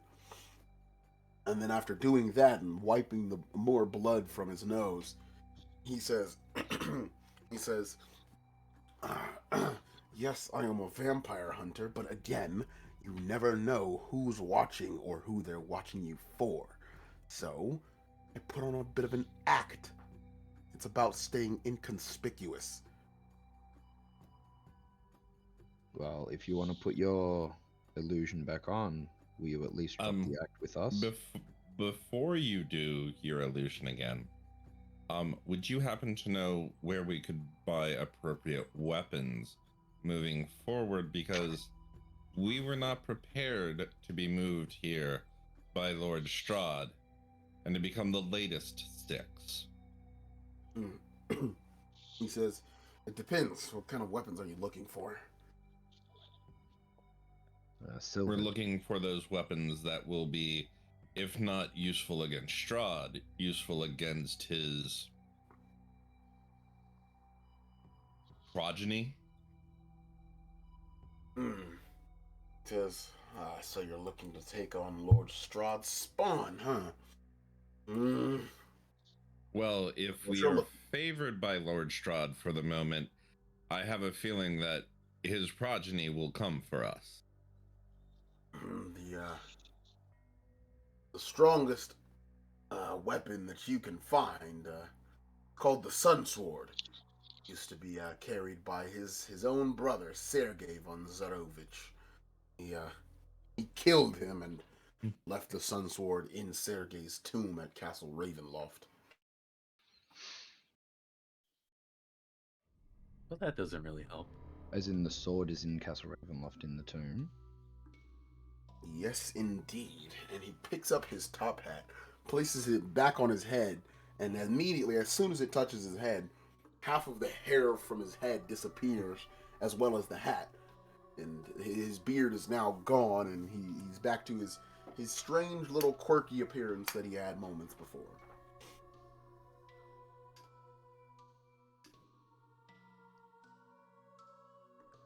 I understand you needing to disguise yourself, just at least when interacting with us. Please be a bit more straightforward from now on.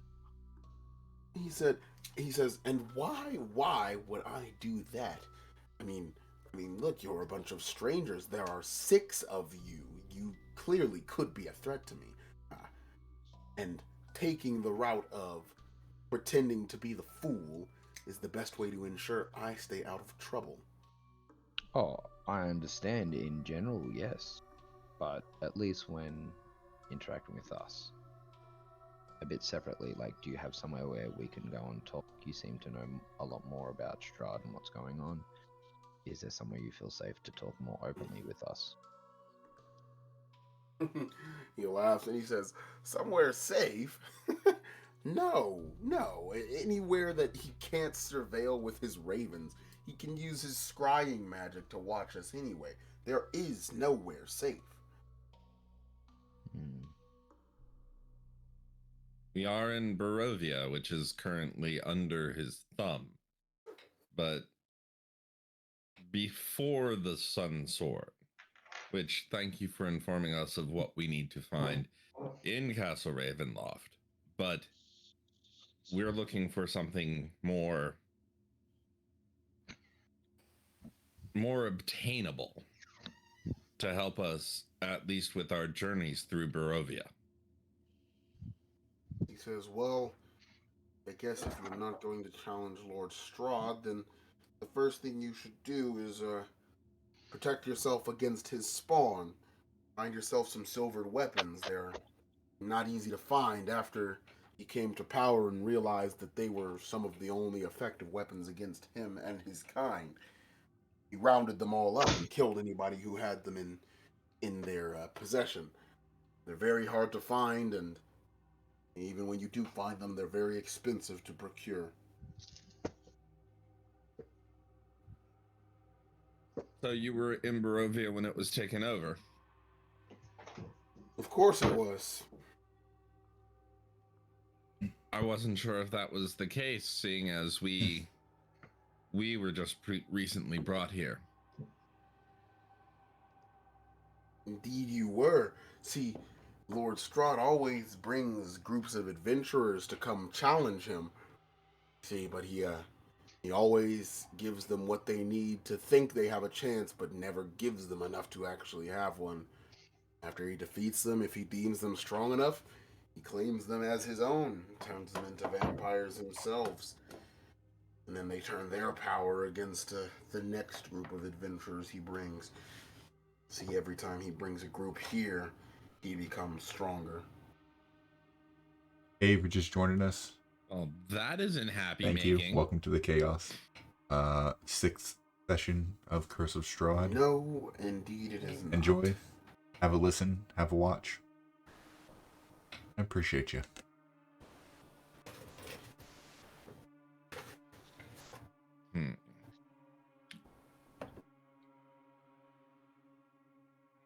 Well, since we're now all a little bit more acquainted there, friend, mind buying us a drink? As a welcome He says, to town. happy to. He says, indeed, happy to.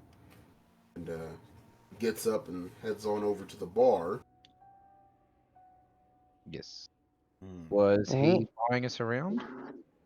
Yeah, and conveniently, just as y'all got to the bar, the woman who you assume is the person that the hunter was talking about, who runs the place, comes down the stairs and offers you a drink. Her name is Danica, and she introduces herself and asks what she can get for you all. To which Mr. Rictavio says that you'll each take a mug of purple grape mash, and then throws a bunch of copper pieces on the table. He pauses for a moment, noticing that he seems to have less coins than he thought he did on him, and instead drops a few pieces of silver on the table in the absence of a bunch of copper coins that he thought he'd had. Much obliged, friend. Thank you. He says, Is there- indeed, no worries at all. Is there even room at the bar? Doesn't really look at it like it. Not for the 6 of you. I'll Yeah. probably sort of sit back and want to be having a seat somewhere where I can like look out the window. Just those eyes are weirding me out. The ones that I saw in that line, the tree line. Just sort of keep an eye out while I'm interacting. So slink over to this table, I guess.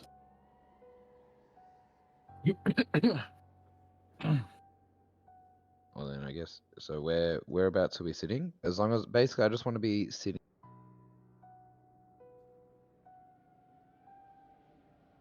Hold I on, just lost don't want to you. clutter the tokens. As long as you're all on different squares, I really don't care. All right, cool. I'm sitting near a window where I can look out. I'm probably sitting with Liara. But I'm with the group, obviously, with the group. Mm-hmm. Mm-hmm.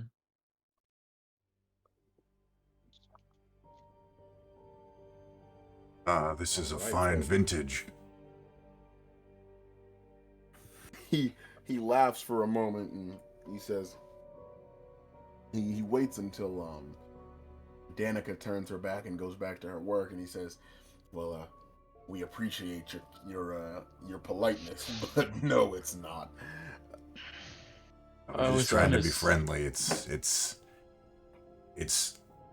alcohol, so I get you. And he'll like wink at the dude. He thanks you. He says, "Well, we appreciate it, but there's no need for all that."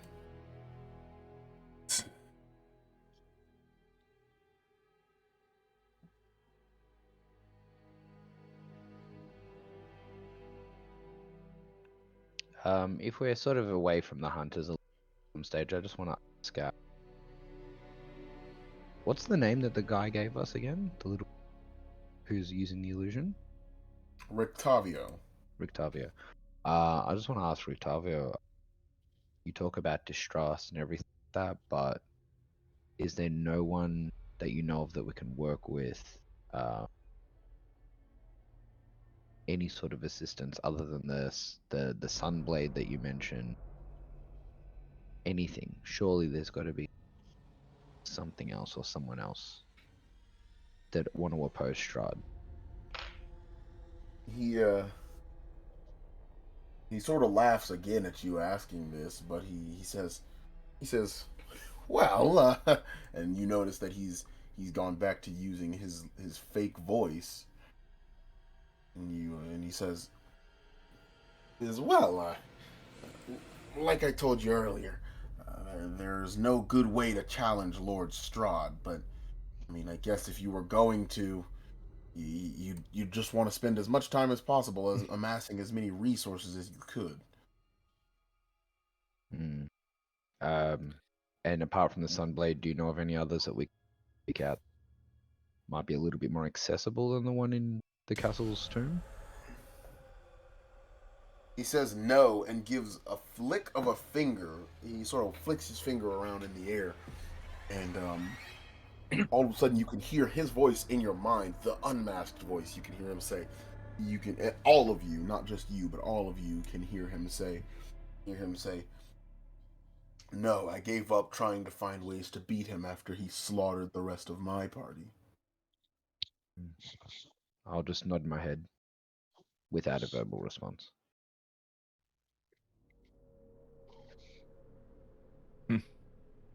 So draining the last bit of this amazing wine, Dorlith will kind of cough slightly and grimace, and then slam the cup on the table and turn to the hunter closest to him. "So, big strapping fellows like yourselves, what are you hunting?" He says, "The wolves in this area are quite pervasive. We help to clean the area up, to preserve the wildlife and help protect the travelers." We heard That's they were nothing. pretty big. I've hunted. Ooh, bigger the better. More meat for the hunt. Are these your handiwork? Dorlith will point around to the mounted wolf heads. He's the bald one looks at you and he says, "Yes, indeed. These are all the work of the two greatest wolf hunters in all of Barovia, Zoldar Zoldarovich," and he gestures to himself, and then pats his partner on the back hard and says, "Yevgeny Krushkin." Well, nice to meet you. I appreciate the show of decor from the greatest wolf hunters in Barovia. Everyone, and Dorlith will think this to himself. Does everyone have a crazy the greatest title in his head? Oh, I'm the greatest hunter in the Norths. Do we even hear Dorlif's thought? No, this is just No, sorry. Think for the Bit of flavor. Yep. I'm like, huh. All right. Seeing as so the close town, does it have a smithy at it? He thinks for a moment. Yeah. He says, "Don't believe there's a smith here, but you may find something of use out in the stockyard." I actually have smithing tools and proficiencies, but just nowhere to work.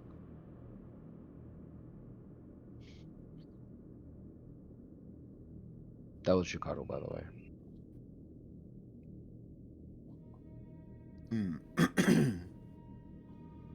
Well, you might be able to find some something useful to work with your tools that you've got there. And if you look over in the stockyard, you may be able to steal something or buy something of value to you. Do you know of any silver in the land that we might be able to take? I know that you said Strahd has taken away the silvered weapons, but what about unmade silver to work with? Are you asking Rictavio or the hunters? That's a bit of an open question, I guess, because I guess we're all sort of near each other now. That's my understanding, correct? Mm-hmm. Yeah, so that's a bit of an open question. Isn't open to them. The two hunters shake their head no, or Rictavio and the hunter on the left shake their head no, and the one on the right, Sildar, he says, "No, we just hunt wolves. Not interested in fighting vampires." We were informed that also the bigger or more vicious in the area. What can you tell us about that? They're wolves. It's a hostile environment. They've adapted well. Surely As he you says have. that, he pulls up his sleeve and reveals some scars that he has from bites and claw marks. Can I make a survival check to see if I know what type of wolves these are? That would From be his scars. nature. That'd be nature? Oh. Okay, never mind then. That's a You pretty can scar still you got try. there, friend. Yeah, you can still try. Well, I mean, why is nature intelligence? Well, don't worry about that, but go for it. Oh, Yeah. 18. Yeah. See? You can tell that these claw marks and bite marks are from those of a breed of wolf that are they're the same as other wolves, but they're just larger, more muscular, faster, more adapted to a more dangerous environment, better for hunting prey that's good at escaping. So what you can tell is that these are dire wolves, and that they're essentially just regular wolves, okay. except they hunt in smaller packs, but each one of them is about 4 times as powerful as a regular wolf when it comes to strength, speed, just all taken together. Yeah, I'm gonna say with Bach's background, she's probably seen her handful of dire wolves from Icewind Dale. So I'm gonna go to the party and be like, these are dire wolves. Huge wolves. Thank you, Bach. Yeah. That's a nice scar you got there, friend. I'm sure it comes with a tail. And Dorlith will just like lower his collar slightly and to show the scar that goes from like his neck down a little further.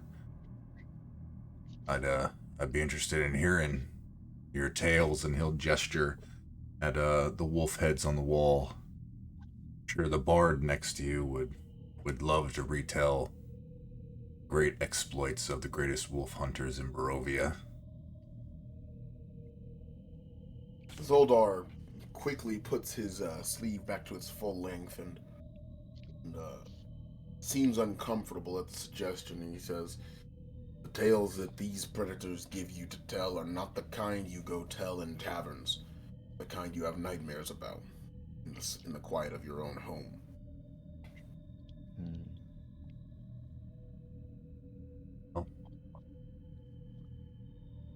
And he'll If we look were at his drink that's empty, and he'll just set it down and take a step back. If we wanted to find any of you guys again, do you tend to frequent this place, or is there another location we might want to, if we wanted to find you guys again? And that's for the three of them.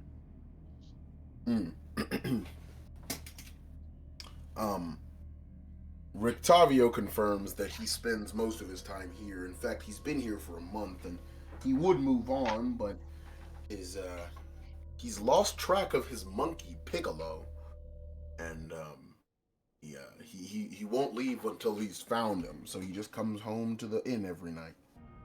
Or was it Lossie's monkey? Yes, Monkey. What was the name? Piccolo?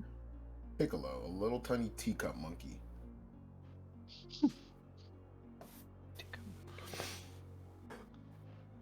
Cool. Okay, cool.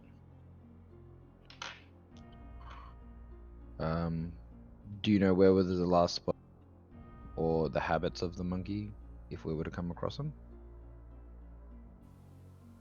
The last whereabouts or habits of the monkey?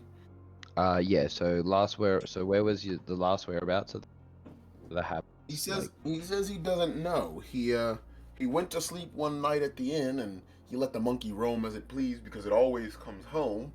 And one day it didn't. Does it have any habits of, like, say, its favorite foods or fruits or locations that it likes, or water holes, or that you know of? He says that he just eats whatever scraps of starches or meats that Rictavio leaves behind. Fair enough. I'm happy to, if I find the monkey, to try and track you down again then. Mm-hmm. He said he thanks you, and he says, "Well, I guess it's best I head off to bed." And the two hunters nod their heads and say, "Yes, I think it's best for us to do the same."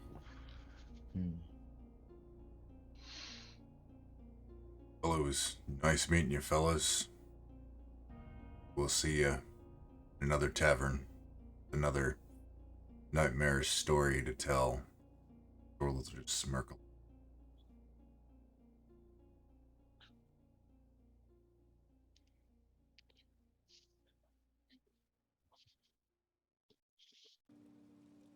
So, Danica,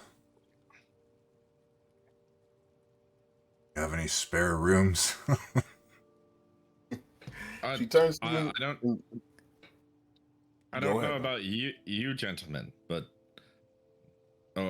just now I think we should go and explore around.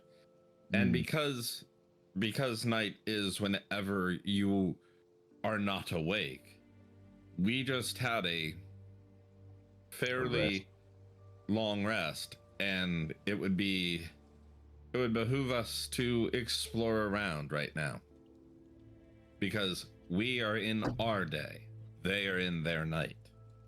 I agree. I just that wine was just so good. I think all right. I'll follow you guys. Well, at the very least, we can just find out if it has rooms available if we wanted to come back, I guess. Yeah, that's what I was asking. Yeah. So then I turned to Danica. So Danica, do you have any spare rooms if we come back? And how much? She nods her head and says, "1 gold piece per room. Each room will fit 1 person." Okay. Thank you. Oh, too rich for my blood. I'll start walking outward. I'm happy to start. Yeah, I'm broke. So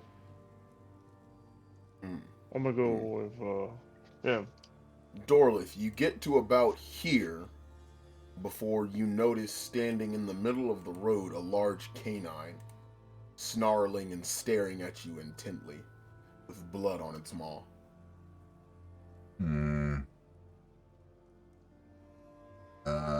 Well, immediately,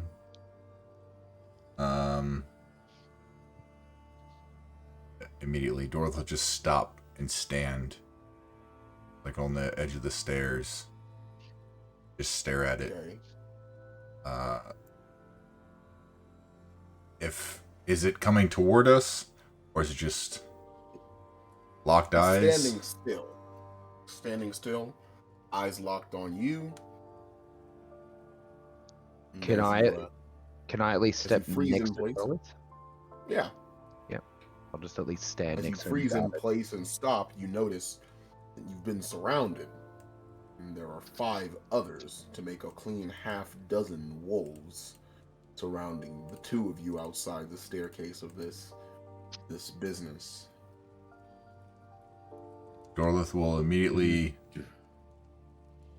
unsheath his rapier and hold like a defensive stance. Not doing anything unless they do something. Yeah. Show no fear. Jukotl's very much the same. Chilled, just ready, just in case. Alright then. In that case, I need Awesome. everyone to roll initiative. Bach, Oh. Liara, and Raven do so with disadvantage. Okay. Okay. Right. Oh, I have to roll again. So, alright. Oh, Jukotl that's got 11. Oh, I got a 12. oh, by the way, Bach's just smiling. She's like,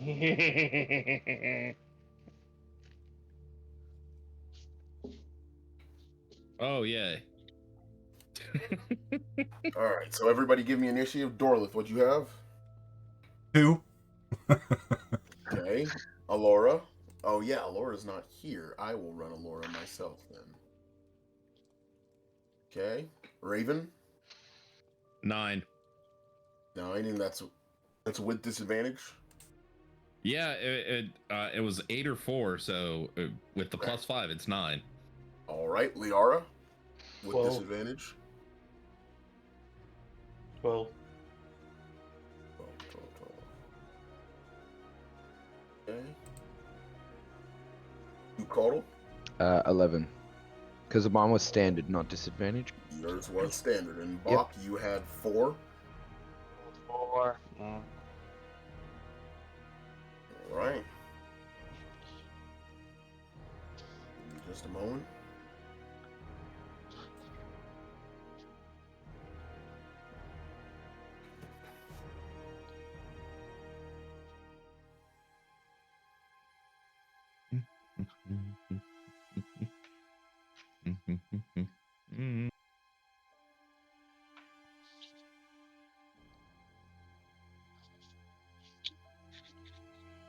Sorry, the encounter planner was giving me some issues. We will start. And I'll go ahead and mark these for you.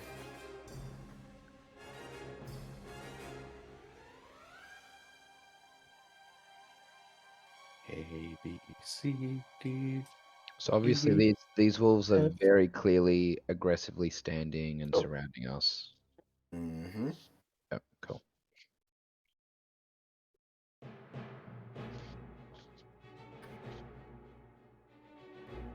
All right.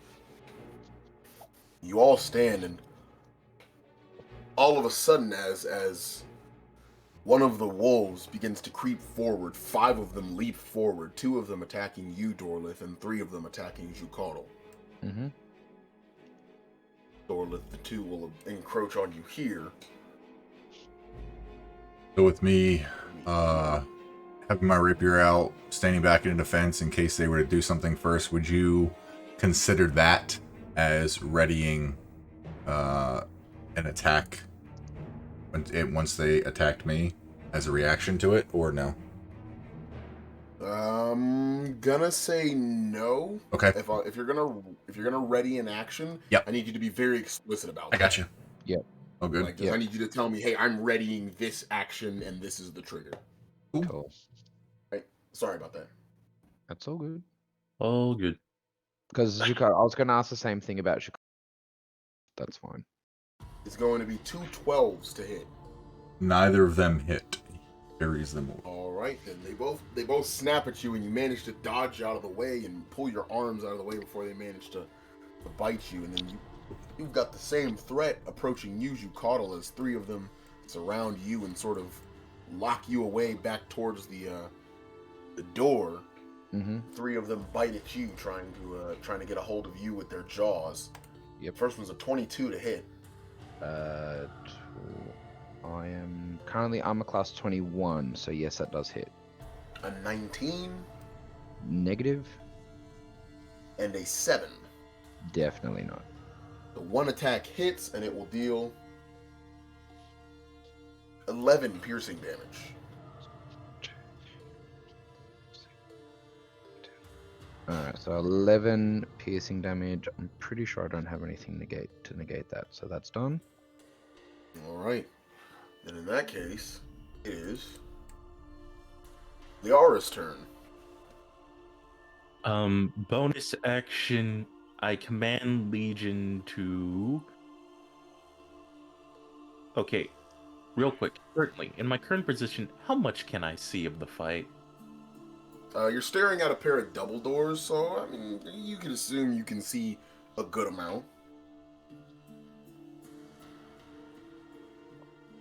I would say you probably couldn't see A up there, but the rest you can. Do I see an open spot next to door lift?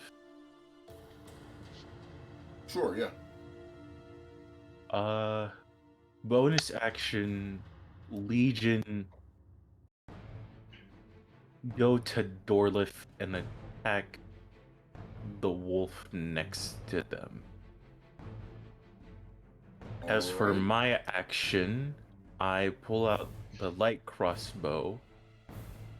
And how many of the wolves do I actually see? You can see all of them but A. Okay. And is there any like cover or whatever for the wolves? No. Okay. I am going to aim at, we'll say, B. Okay, go ahead and roll to hit.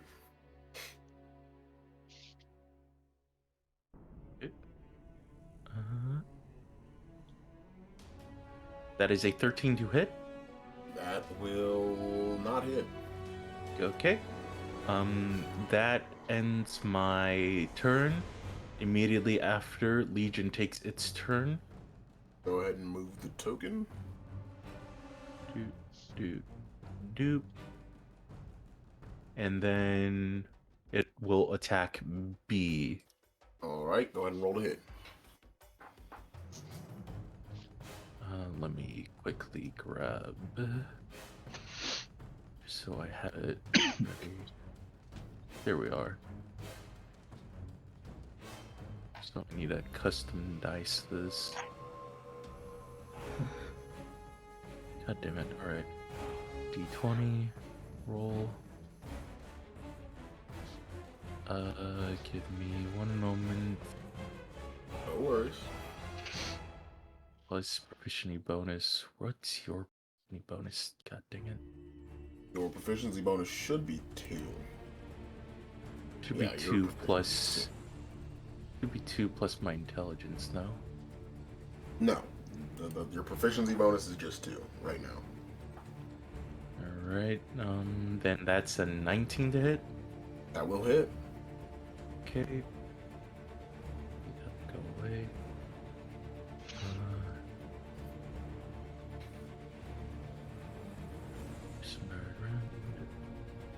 Wonder you see it. 1d8.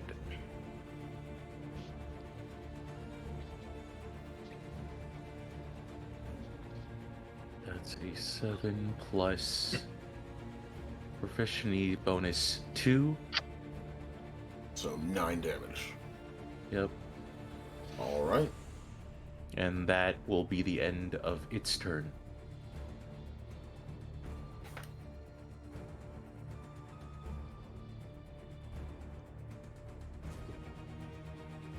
All right.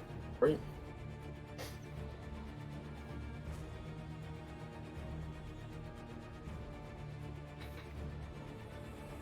And we are on to Jucardle.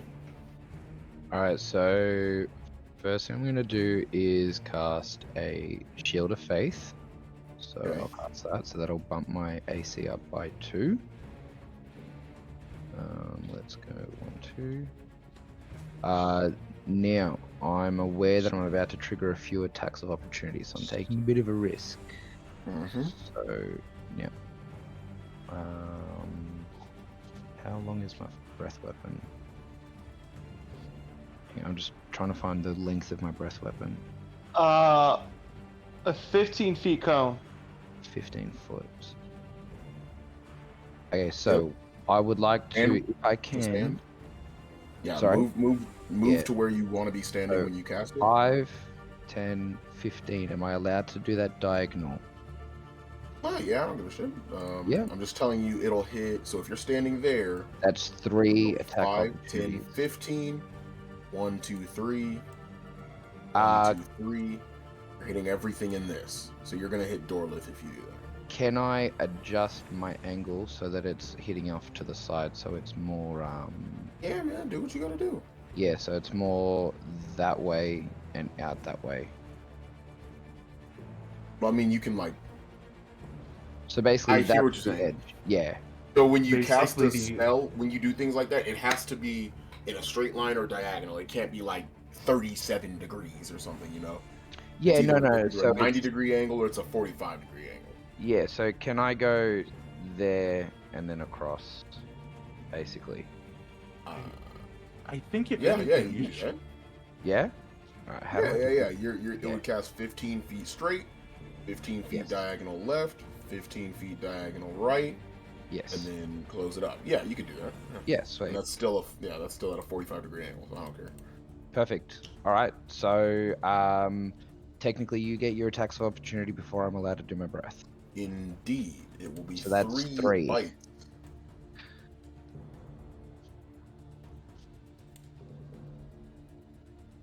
But I'm at 23 armor class now, so I'm fingers crossed.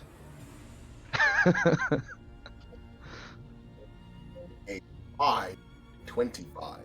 A 25. Holy shit. All right. Yeah. So is that the only one that went through? That's the only one that went through, but it's a Okay. crit. Oh fuck me. Ooh. I was gonna say, you kind of moved all the way to here to just hit the same amount if you stayed in the same position. Wait, what? Look, you hit about 3, He's gonna but hit if you 4. stay Well, where he you hit are, 4. He'll be fine. If he stays in the same position, he's gonna hit 3, but that 3 will he hit 3? Yeah, he Yeah, it should should hit 3. I should have hit 3. No, let's, Yeah, he there's would have gonna hit be 3 from there, but standing where he is, he hits 4. Yeah. Yes. And yeah, it'll deal 15 points of piercing damage. Ooh, okay, so I'm limping around, very worse for wear. You look like you can tell I'm struggling physically now. I'm really But struggling. you retaliate with that fire breath. Abso-freaking-lutely. So Alright, let's see it. Is fire there a save? breath. Okay, so as an action for rare 15 cone, Dex DC 12, half damage on a success for 2d6 damage. Alright, let's see it. What was the save again? I'm sorry, it was Dex? Dex 12. Dex 12. Alright, I'll roll that 4 times. You have a 6. So We have a that's 15. 1 save. We have a 10. 1 save. 18. What was the last number? 19. So C Okay, and so E 2. failed the save. D and F succeeded. Okay, so 2d6. Where's my d6? 1, 2. Roll. 3 damage. Fuck off. You fucking You gotta You be- hate to see it. Now. That's disgusting. You Alright, hate to see so it. Two of them took 1 damage. 2 of them took. That's just. No, it's gross. round up, so I think 2 of them took 2, 2 of them took 3. No, in 'Cause D&D they're- it's rounded down. No, Yes, it's everything's rounded rounded down. down. It's rounded Everything. down. Yeah, in D&D rounded down. 5e it's rounded down. Yeah, rounded down. So one for 2 and 3 for 2. And then, you know what? That was so atrocious. I'm just going to action surge and just go swinging into the closest. All right, go ahead. So, action surge attack. So, Warhammer first. 14 total. That'll hit. Cool. And for 1d8 plus 3, 10 damage. With Alright. with an unarmed follow-up. So, You already used your bonus action to Shield of Faith. Yeah, to shield of faith. oh, okay, sorry. I thought, oh yeah, because it's a bonus action follow-up. That's right, I apologize. Yep. Alright, that's me. That's done. All right, then. In that case, we are on to Raven.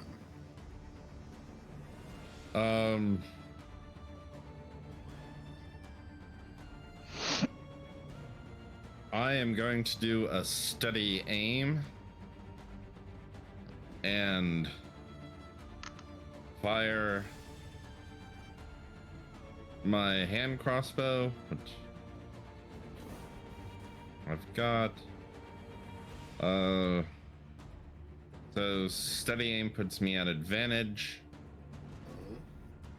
And so this should also be my should also be a sneak attack. Uh-huh.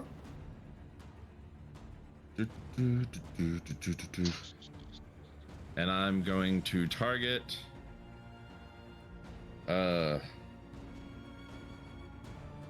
one that's directly in front of me in a straight line. All right, go ahead and roll.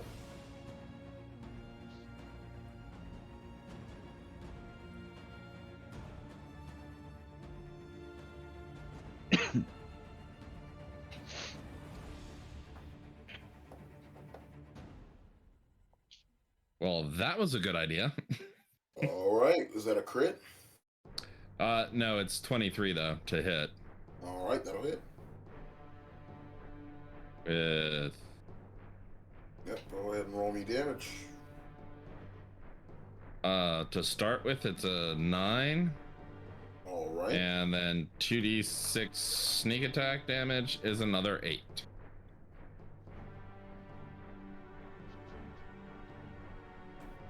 All right, I'm just doing mental math here. Okay. All right. He's hurt bad. You strike it with the crossbow bolt, and it knocks it back significantly, and it yelps out like this pained bark as it clearly hurt a lot. I mean that bolt struck true. Do you have anything else for your turn? Nope. That is all my actions. So yes, I am good. All right, then we're on to Buck. All right. Bonus action rage. Okay. Xena, the Xena yell, all that stuff. Gonna go right here. Going to attack F while double handing my battle axe. All right, roll a hit. Yep, rolling a hit. 15. That'll hit. Alright, so it's D10 plus 3 plus 2 because I'm raging. So that's gonna be 12 slashing All right. on F. All right. And that'll be enough to. What are you using? A battle axe? Battle axe. You bring down the battle axe on the wolf that's sort of facing off with you, Carl, and it doesn't even see you coming. So, in the very moment before it dies, you can see this look of surprise in its eyes as the axe comes down and just absolutely crushes it in half, and just throws blood all over the place. Nice. Nice. You got anything And that. Nope, that's gonna end my turn. That's all I can do. All right. we're on to our last direwolf, who's going to attack against Legion there. These are Seagal, direwolves. Yes. Yeah, well, we were told about the direwolves, so yeah. Yeah, I told you about dire wolves. It'll be a 10 to hit. 10 doesn't hit. All right, then. In that case, we are back around to Dorlith. Seeing as they're surrounding us, Dorlith, seeing that Chikatl ran away and got snapped at a bunch, and then started limping and bleeding, is going to cast Sanctuary on Chikatl. Mm-hmm. Which And that just makes it so that they have to roll Wisdom if they attack them, right? Yes. Yep. Yeah. Okay. Yep. So, and They have to then... choose a If new they fail to target. save, they have to choose a new target, yeah. Correct. And then Dorlith's just going to say out loud, well, best we get back inside then. And then I'm going to disengage as an action. And I'm getting the fuck back inside.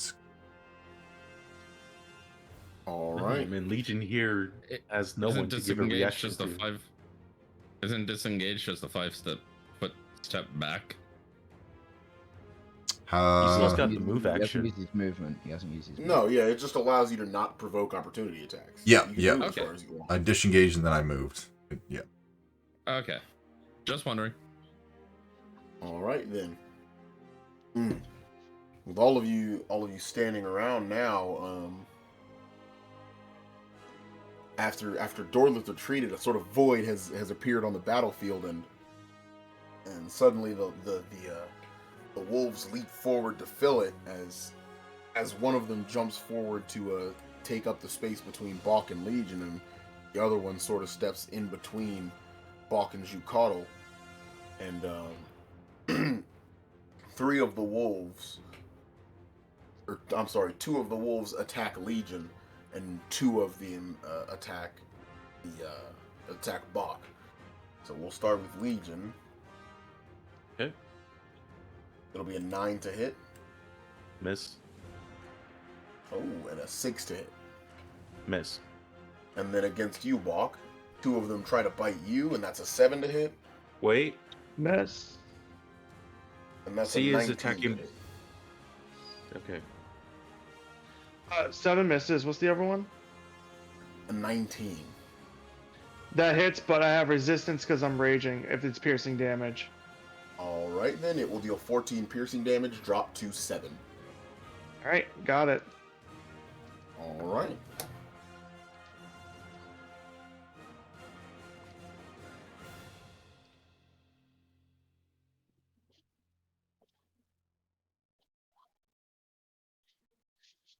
All right, Liara then. Yeah, sorry.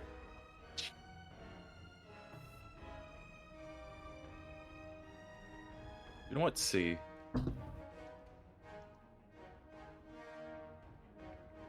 I am going to attack C with my light crossbow.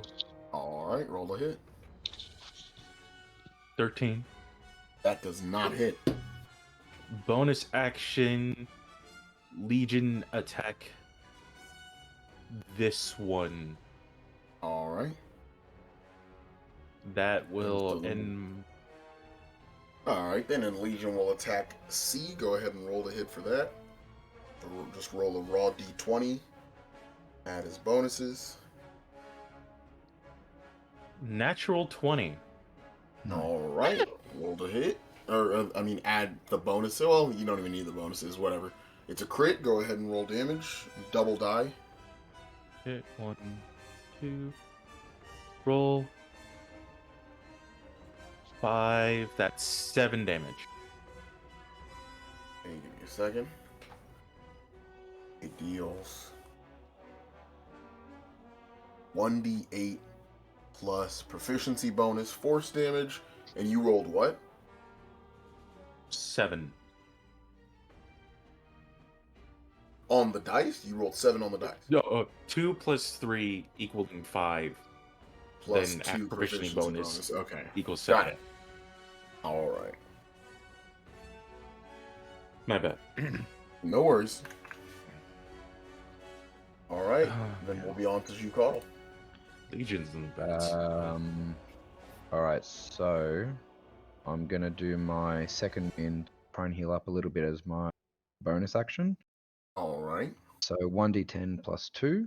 1d10 is 9 plus 2, so 11. 11. Yep.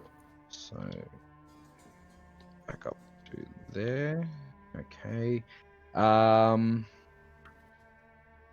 And then you know what? I'll just move into E and into E with my Warhammer.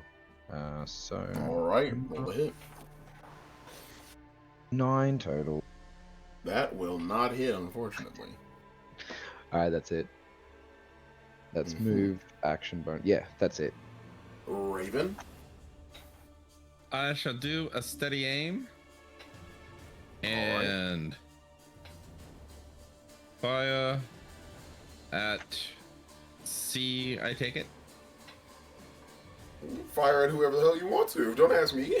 I'm telling you, I'm guessing it's C, the one who's ahead between the guys. 21 All right, to hit, yeah. That will hit.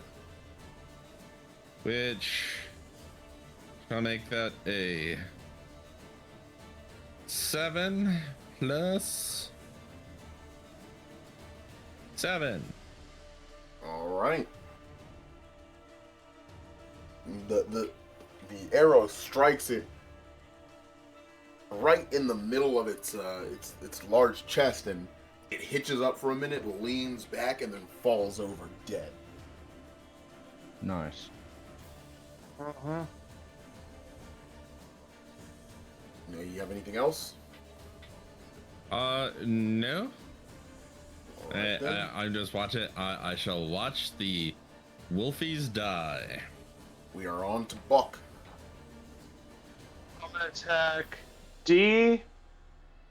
Battle axe. 23, That'll hit. which will do 14 slashing. All right.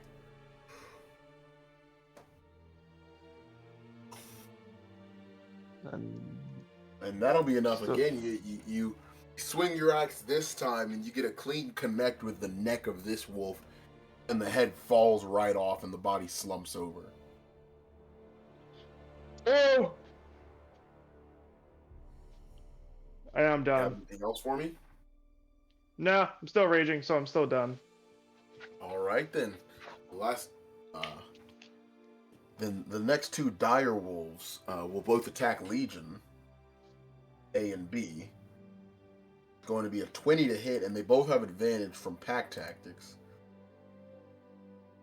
So the first one will be a 20 to hit, Hit. and the second will be a 12. Miss. Okay. Oh, that's my intelligence modifier. And deal 6 piercing damage to Legion. 6. Actually, hold on. We never calculated its health. Is it somewhere down here? But I got it. Okay. 2 plus intelligence, 4 plus 5 times my artificer level. That's 3. 15. 2 plus your modifier 21. is 4, plus 5 times 15. That puts you at 19, not 21. Okay, so 2 off. Yeah. That puts you at 19, and that'll deal 6 piercing damage. Alright. No damage immunities or condition immunities, so yeah. Alright, Dorlith then. Dorlith is going to move 30 feet Okay. over here. Alright. Then he's going to use an action to dash upstairs into whatever this is. And just Oh, that's kinda- not where that leads. Oh, that doesn't lead up to the inns or the Well, what you're looking at over there is not upstairs. What I'm about to reveal to you is Okay. Scroll this up. is where you would be.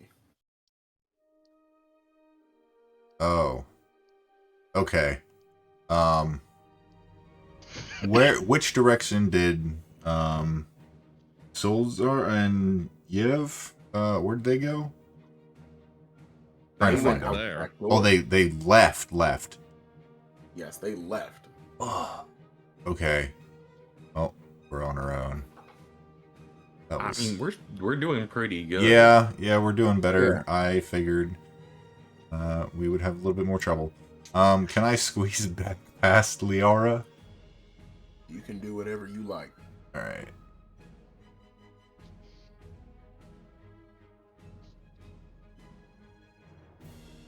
I'm just gonna take my spot back. I'm only doing that because I provoked like 3 like that's the only reason. Yeah. And I took a crit. Okay, so that's my movement, and then I'm going to with a rapier on hand, I'm gonna stab out at B. Alright. Roll to hit. Ooh, that's not gonna do. That's not gonna do it. Yep. And pulling out the dagger off his side. He's Oh yeah, Stab. that is. Sorry. at B again. Alright. That'll hit. 22. Alright, that'll hit. Roll me damage. 6 max damage. Alright. Then We are round 2. yep, that's it. Oh yeah, that's it for you? Yep. Alright.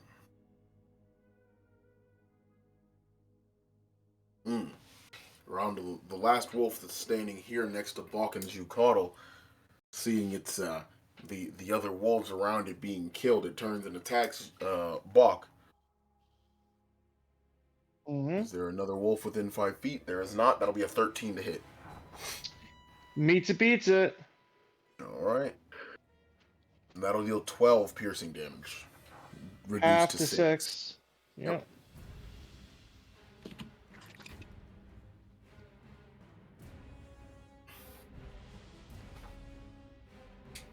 And then we'll be on to Liara. Okay.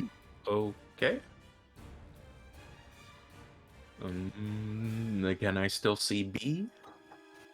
Yeah. I aim at B. Each light Give me a second. crossbow. Give me a second here. I'm a little bit of a dumbass. I might be. Hold on. No, you cannot see B. Okay. In fact, you can't see any of the enemies right now. You would have to be able to see through walls in order to do that. Yeah, I figured. Standing here with doors open, do I see B? No, but you see E. Okay, I'm gonna take a step out. Now do I see B? Yes. Yeah, I feel like B's more heavily damaged. Alright. Light crossbow at B. Let my aim be true, oh goddess of... Yeah, whatever. 14? It'll hit. Go ahead and roll me damage. 5 damage. Alright. That'll be enough to kill it, as it takes the arrow and the force of the arrow knocks it to the ground, but this time it doesn't get up. You're on to you, Yucaddle. I mean, unless you Wait. have anything else, Liara, sorry. Bonus action, Legion, attack A. Alright. My turn ends, immediately goes to Legion, Yep, and... roll me that d20. It's not gonna hit.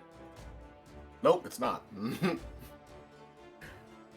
Alright. Apparently, the bite ended up scratching up Legion's throat. Uh-huh. Yucaddle, you said? Yucaddle, we're on to you. All right. Just straight attacks. Warhammer, and then so 19 plus 5, 20, That will hit. and damage is 8 for the Warhammer, Okay. and then unarmed follow up with 17 plus 5, 22, Yep, that'll hit. and flat 4 damage. Unarmed.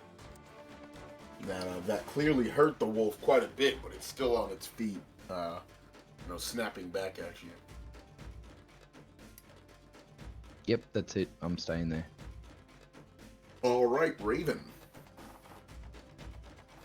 I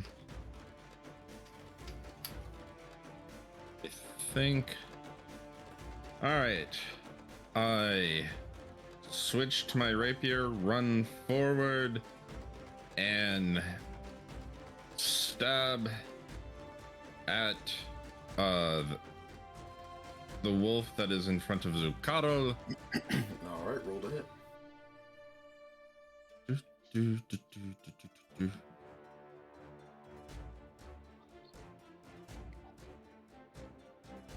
18 to hit. That'll hit. Sweet.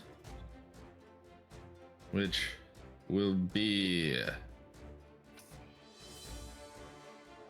9. All right, Nice. that'll be enough to kill it. Nice. 9 plus 7, so that's good. You have anything else? Let me see. No, I'll stop there for right now. Looking to where any other wolves are, and I see one, but I'll stay where I am for right now. Okay, we're on to Bachvin. There's just one wolf left. We're gonna move over here, and song remains the same. Hit it with the battle axe. I like that song. 12. Damn, of course. That's not gonna hit. Of course. Of course. Yeah, there's nothing I can Famous do. horse, of course. The famous Mr. Ed. Yeah. It's always with my character. With my characters, it's always I'm really hitting really good, and then suddenly it's like, oh, last creature. Time for the dice to fuck me over. I mean, hey, I've been missing all game and only hit once. You're doing great. Yeah. It should be. I'm covered in wolf blood at the moment. All right, and that ends my turn, Jr. All right, well, as you swing your axe, the wolf notices you running up to it and moves out of the way just in time for you to plant your axe in the ground hard, and then jumps out and bites at you back. Wait.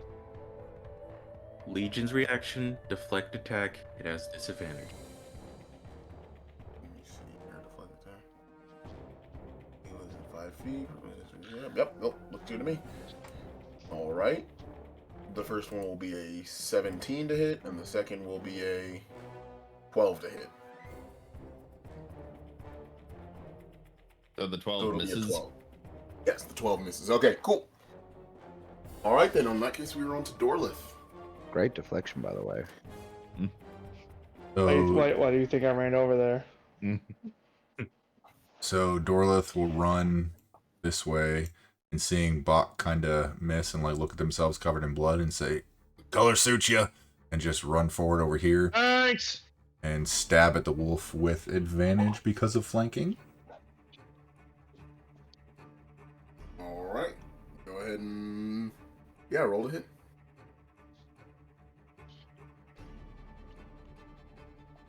Give me a good, okay, 19.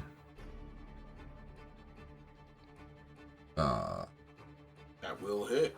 Go ahead and give me that damage. 3 points of damage. And follow it right up again with the dagger. For a 20. That'll hit. Dagger damage. Ooh, another max with the dagger, 6. All right. stabby, stabby, slash. Yeah, you clearly hit something vital because there's a lot of blood coming out when you remove the blade. That'll be the end of Doyle's turn. All right.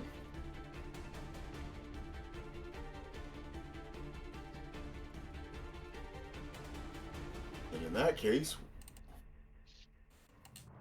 we are on to Alora. Or Liara, rather, sorry. Oh, good. Yet again, let my aim be true. Light crossbow, go. Mm-hmm. Oh, hey, a 24. All right. And I guess you found your shepherd. Yeah. 7 damage. All right. And I've that'll been be enough waiting to to use kill that it. one. Oh, yes. You strike it with the arrow, and it hits it right in the eye and pierces through the brain. It sort of hitches up and sort of wanders around in a circle for a second before collapsing to the ground and dying. Let's go, magic arrow. Just I as went to this survival. As this happens, down the stairs run the 2 hunters you saw from earlier. And they run out and they see you. And they say, and the one that didn't speak to you before looks at you and goes, "Well, would you look at the law of you?" I'm gonna say out loud, 3rd greatest hunter in all Barovia.